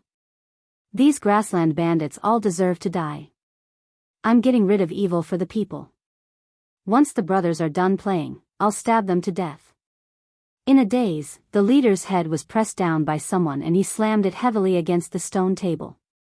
His head split open and a crack appeared on the stone table. The other leader of the patrolmen, who had been about to force himself on the girl, met the same fate. The two maidservants, who had just escaped death, sat on the ground and did their best to protect their bodies. Su Fengnian sat on a stone bench and pushed aside a corpse whose head was on the stone table. Fan Shaochai stood at the door and watched this scene quietly. Su Fengnian said to her, "Go and pass on the message. Don't say that it was me who said it. Just say that it's okay to kill people, but they have to follow the rules." Fan Shaochai left silently. Su Fengnian folded his hands into his sleeves. After some thought, he got up and went into the room to pick up two loose outer robes. He bent down and handed them to the two crying girls. Their eyes were filled with fear as they retreated. Su Fengnian smiled and threw the clothes in front of them. "Don't worry, the foot of the mountain isn't a mountain of swords and a sea of flames." Although one of the women was horrified by the killing methods of this official at the foot of the mountain, perhaps she finally remembered that she had talked and laughed with this handsome guy during this period of time. She wiped away her tears and plucked up her courage to ask, "Sir Su, will we die?" Su Fengnian shook his head and smiled. "Of course not." Su Fengnian flashed and arrived at the peak of Mount Fu Yi. The rays of light were beginning to show signs of descending westward. Su Fengnian sat on the ground and asked softly, "Wang Xianji, are you really going to come out of the city to kill me as soon as I become a terrestrial immortal?" Su Fengnian sighed and said helplessly, "Can't you wait a year or so?" Bei Meng still knows to give Bailiang a chance to catch his breath. You, on the other hand. Are you in a hurry to ascend? Su Fengnian suddenly stood up with a gloomy expression. Su Fengnian only rated him as the sixth in the martial evaluation. Clearly, he wanted to delay the final battle between him and Wang Xianji to buy precious time for Su Fengnian to absorb Gao Shulu's Forget Worry's divine marrow. However, Wang Xianji wasn't so easy to fool.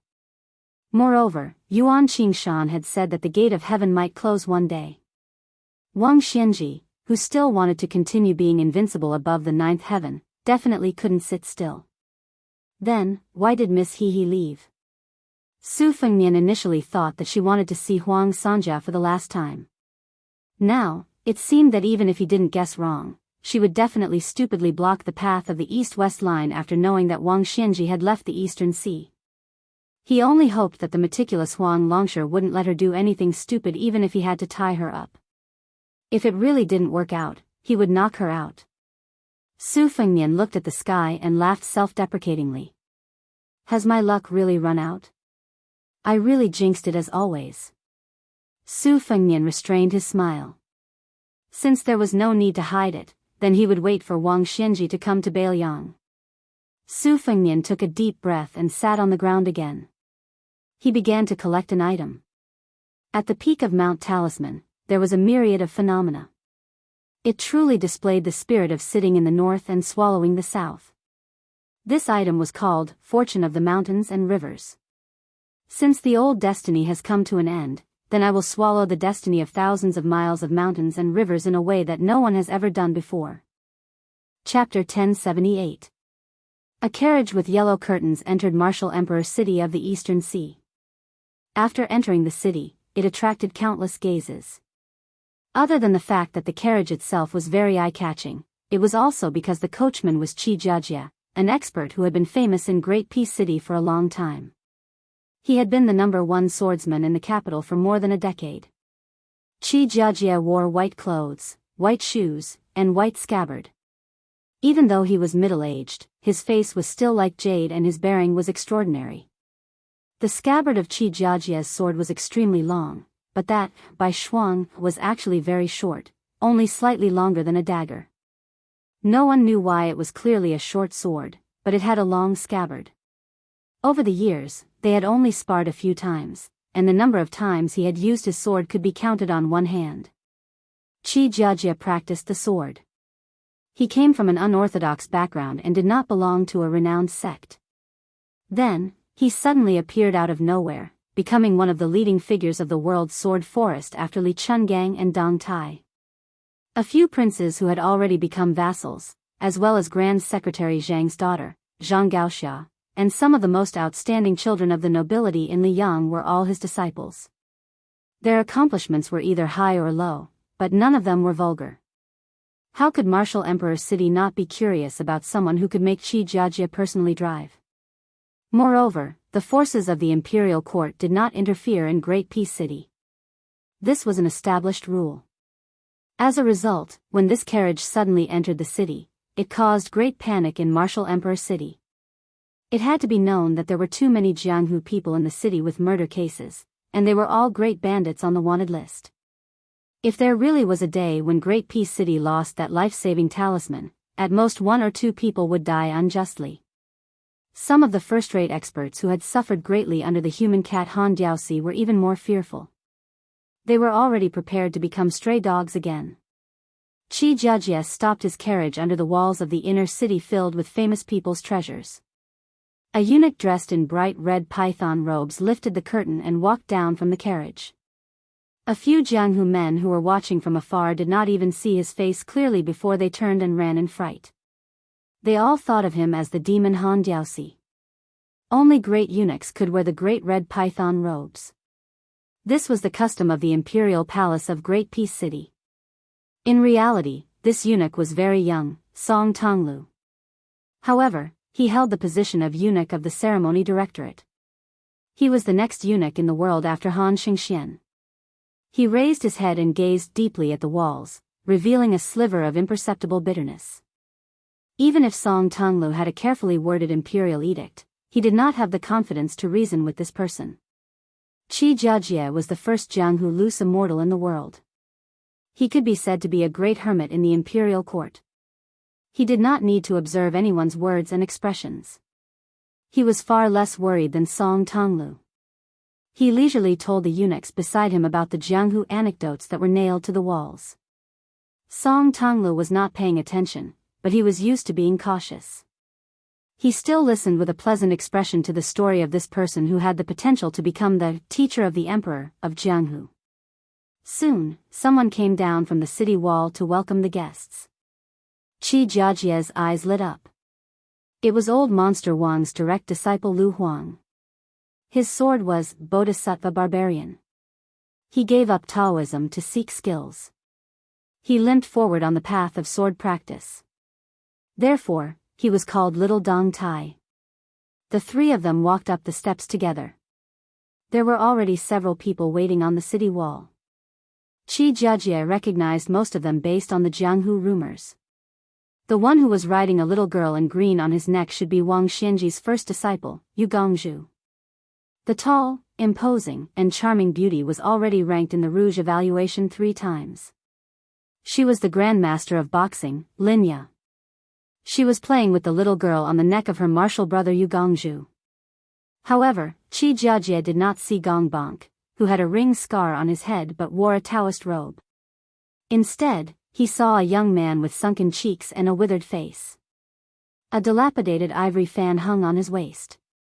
He stood a little far from Yu Gongzhu, staring blankly at the eastern sea. Song Tonglu's gaze swept over the young man's face. He paused for a moment, then calmly looked at the bridegroom Yu and asked softly, "Young Master Yu, our ceremony director at Song Tonglu, may I know where City Lord Wang is?" Yu groom, who was holding the legs of the green-clothed girl, said apologetically, "Master has left the city with junior sect brother Gong. But he knew that Song Diao Temple was coming and told me to pass a message to Great Peace City." Song Tonglu made a sound of acknowledgement. He did not show any anger or disappointment. His gaze was calm as he said, "Young Master Yu, please speak." Yu groom smiled slightly and said, "Master said that he sent a message to Great Peace City not to ask for a promise, but to inform the Zhao family's son of heaven. This trip out of the city is his last time appearing in the world. If anyone wants to block the way," at this point, the girl in green lowered her head and whispered in the bridegroom's ear, He could only gently pat her little head and ask her to let him finish his words. When the girl stopped, the bridegroom continued, "You can try to get 10,000 cavalry to try first." Qi Jiajie frowned. At the same time, Linya looked straight at this dissatisfied top swordsman of Jingdo. Song Tonglu seemed to have a naturally slow temperament. When he heard such rebellious words, he only took them seriously. He was still like a clay bodhisattva without any temper, not at all like the head of the ceremony directorate who had the power to overturn the capital. Yu Groom said calmly, "It is not that I do not understand Jingdo's thoughts. That king of Biyao should not die now. It is best if he dies after he and Beimang are both injured. But master is not willing to wait. As disciples, we do not dare to say anything. If this is a bad thing, there is also good news for Song Zhangyin. That is, starting from the day master left the city, the court will take over Jianghu. You can enter the city to capture and kill people. There will be no more restrictions on the Eastern Sea. After saying this, I will also leave the city with my junior sect brother and sister. I plan to explore Jianghu." Song Tonglu nodded and said gently, "Young Master Jingyu, you will become famous in one move." Song Tonglu obviously did not know martial arts, but everyone present was the top grandmaster of Jianghu. Listening to his words and aura, it seemed to come from the bottom of his heart. It could be said that it was impeccable. If it was really intentional, this Martin Temple's cultivation in officialdom was simply shocking. Of course, it could not be ruled out that this person had a calm temperament. But could such a eunuch really climb to the top step by step and take over the ceremony supervisor position from Han Xingxian? Linya was still fine and continued to tease the green-clothed girl. Lu Huang could not help but look at Song Tonglu a few more times. Song Tonglu turned his head and looked back. He said with emotion, "It is rare for me to leave Jingdo. It is a pity that I could not see old immortal Wang with my own eyes." Song Tonglu laughed loudly and said, "Since we have left the city, I will return to Jingdo immediately. Heroes, farewell. I hope we can meet again in the future." Yu Groom and Lu Huang cupped their fists to send him off. Even Linya nodded slightly. The green-clothed girl suddenly asked curiously, "Hey, Mr. Song. Do you have an imperial edict? Can I touch it?" "Mr. Song?" Song Tonglu was stunned at first, but then he laughed heartily. His eyes narrowed into a line, and his expression was especially gentle. He no longer referred to himself as I. "Yes, I will bring it to you now. Wait a moment." The imperial edict was in a box. Song Tonglu did not think of taking it out to announce the edict at first. Was he going to ask the people of Martial Emperor City to kneel and listen to the edict? So he simply left it in the carriage. But since the jade-like girl on Yu Groom's shoulder wanted it, Song Tonglu would give it to her. Qi Jiajie glanced at Yu Groom, who was said to be able to inherit Wang Xianji's mantle. He rubbed the white frost sword's hilt with his thumb and smiled. "Mr. Yu, if you have the chance, come to Jingdo. I will definitely be a good host." Yu Groom gave a flat N. Qi Jiajie turned and walked down the city wall.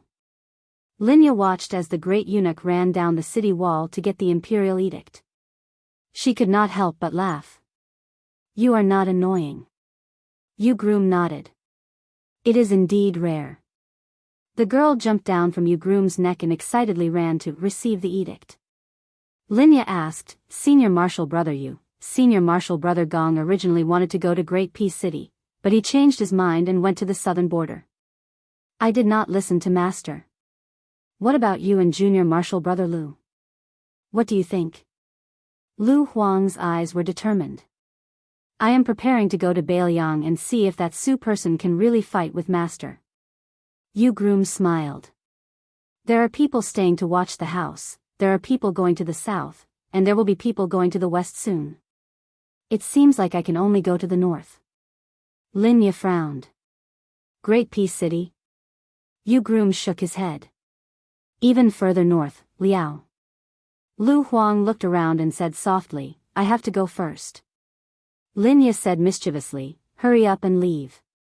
Be careful not to be beaten by the world's 6th king of Biyao." Lu Huang glanced at the unsociable young man. Just as he was about to speak, Linya glared and said, "Nothing good comes out of a dog's mouth. Be good and shut up." Lu Huang laughed loudly. He flew over the city wall, skimming on the eaves as he floated out of the city. Yu Groom looked at Linya and said in a deep voice, "Take care." Linya reached out to rub her brow. "I am a woman and am not that sentimental. Can you men be a bit more mature?" Yu Groom smiled and shook his head. He turned and left. He bent down and picked up the green-clothed girl that had climbed back up the city wall.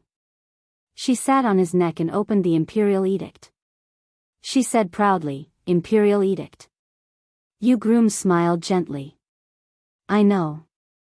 Chapter 1079. The little girl opened the Imperial Edict and raised it above her head.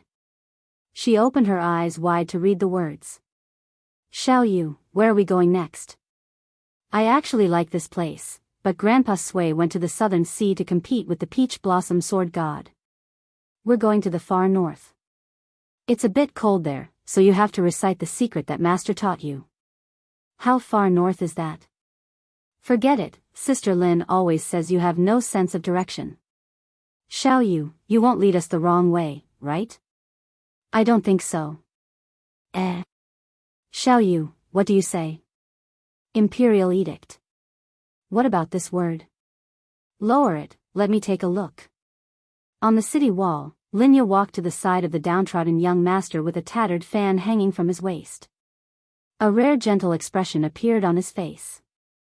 "Zhao Go spent a lot of effort to get you out of Biyao. Your father, Yuan Benshi, even made an exception to send you to the Eastern Sea. Are you going to continue being so depressed?" The young man remained silent. Linya sighed and patted his head. "Silly child, there's no obstacle that can't be overcome." The young man muttered, "I can lose to anyone.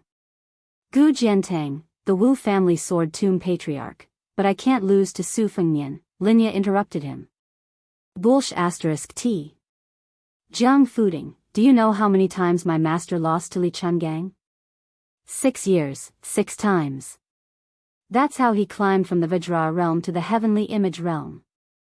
Jiang Fuding smiled bitterly. "Who do I think I am? How can I compare to Wang Xinji, who has been the world's #1 for 60 years? Linya was furious. Just as he was about to speak, Jiang Fuding said, "Don't try to persuade him." Jiang Fuding turned around and asked with a smile, "Do you have wine?" Linya snorted. "Just you wait, I'll drink you to death." Jiang Fuding suddenly pulled on Linya's sleeve without saying anything. The tall Linya pressed his hand on the back of his head and pulled him towards his shoulder. "You men always want to be the world's #1. Especially you. Once you feel that there's no hope, you like to go to a dead end. Actually, why bother? Su Fengnian, that bastard, was truly treacherous. He was certain that you didn't dare to risk your life, so he purposely used his power to pressure you.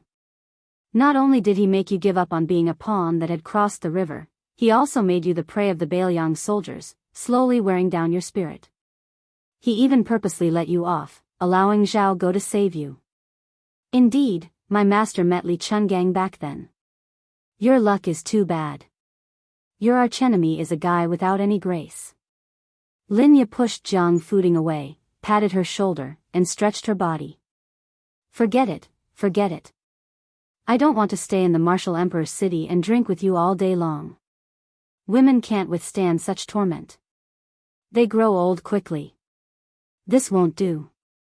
While I'm still pretty, I'll take a stroll in Jianghu and see if I can charm a few young heroes."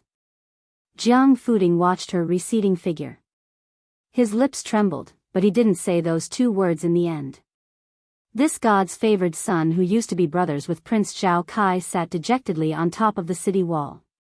He looked at the East Sea tide rolling in from the west to the east. Dragon Gate Crossing. Further east was the old West Chu border. Li Yang had crossed the river here on Guangling's ice. He fought like a lion hunting a rabbit and forced the West Chu general Zhou Jiang to surrender without a fight. However, as the world settled down, the Longmen Ferry was no longer as prosperous as it was in the spring and autumn period. The people nearby lived in peace and contentment. Compared to the undercurrent in the west, this place was still considered peaceful. They still worked at sunrise and rested at sunset. Previously, a monk and a Taoist lived here. When the imperial court destroyed Buddhism, countless monks lost their homes. Therefore, the temporary residence of these two people was not considered eye-catching. When the people in the village met with a small illness or disaster, they would ask the middle-aged Taoist for some folk medicine. The herbs in the medicine were easy to find. The Taoist priest named Wang also never took gold or silver. At most, he would take some grains and vegetables. He would not compete with others for small profits. Perhaps it was because this Taoist priest was too amiable that no one treated him as a Taoist deity. Some children liked to borrow his peach-wood sword to play with. Although the Taoist priest was serious, most children had a pure heart and were more accurate in judging people. They knew that Taoist priest Wang would never get angry.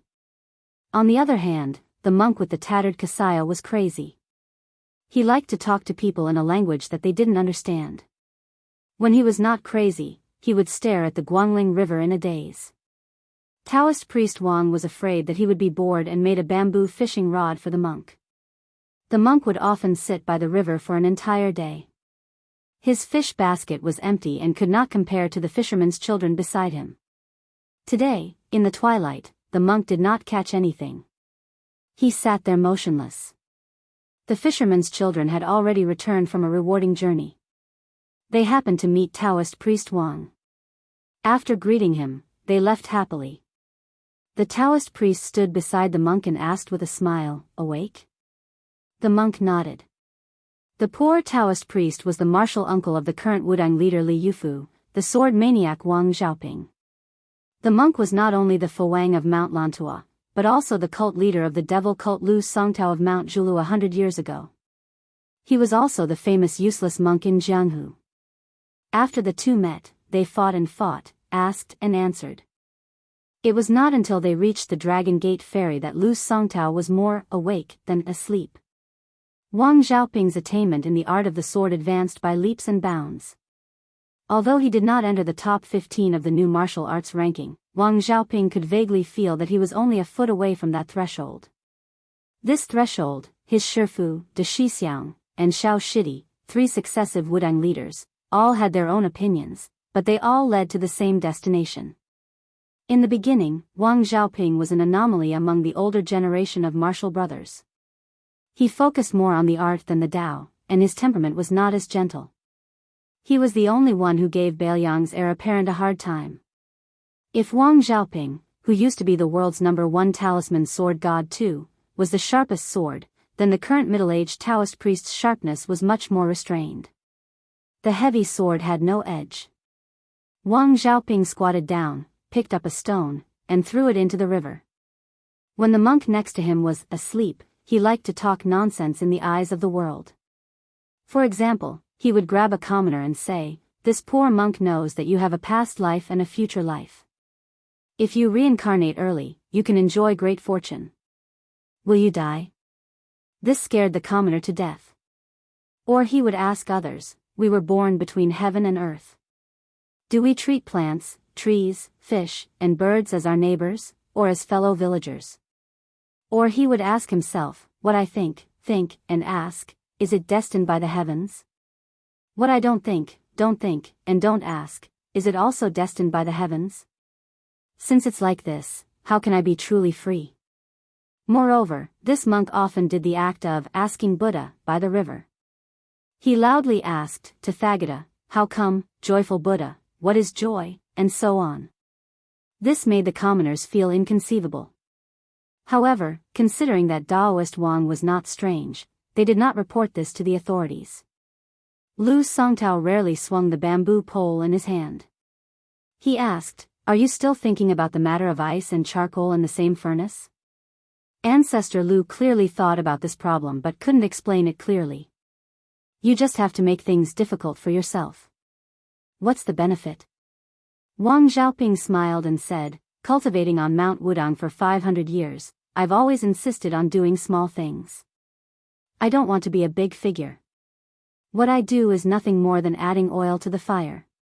Cultivating oneself doesn't seek to ascend to immortality, but to let nature take its course. Before this, I had to go down the mountain to travel, and I was even more busy cultivating others.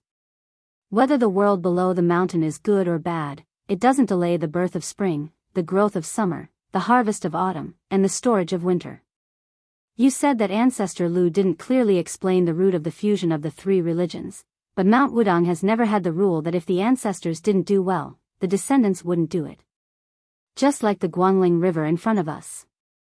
It flows fiercely, thanks to the water in the front opening the way and the water in the back walking. Neither can be missing. Otherwise, there wouldn't be the surging east flowing into the sea, and the grand spirit that has lasted for thousands of years. Lu Songtao sighed with emotion. It's difficult. Wang Xiaoping turned her head and asked, have you thought it through? Lu Songtao nodded and said, Lu Songtao wants to find someone for himself. The old monk of Mount Lantua wants to stop someone for the sake of the world's Buddhist legacy. Since we know that the person we're looking for is no longer here, there's no need to search.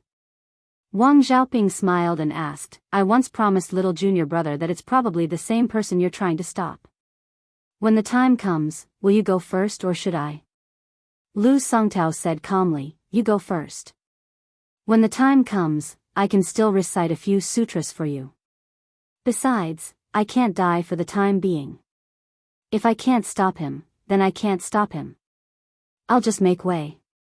But you, Wang Xiaoping, or your sword, can't. Wang Xiaoping said, that's fine too. When it comes to praying for blessings and averting calamities, I'm far inferior compared to my brothers. Lu Songtao smiled and said, your sword is a good sword. If it were 100 years ago, I would still appreciate it. Wang Xiaoping, who had always been cold, suddenly laughed for no reason. She remembered the time when she was at Mount Wudong. When the young man who practiced the knife went to the purple bamboo forest to flatter him, he said that his swordsmanship was extraordinary and his swordsmanship was godly. In reality, it should be that cheap word, right? No wonder little junior brother was secretly happy at that time, but didn't dare to laugh out loud. Su Yanbing left the border of Biyao alone and stopped at the border between Yuzhou and River Prefecture. There was also a young girl who left Biyao after visiting the grave.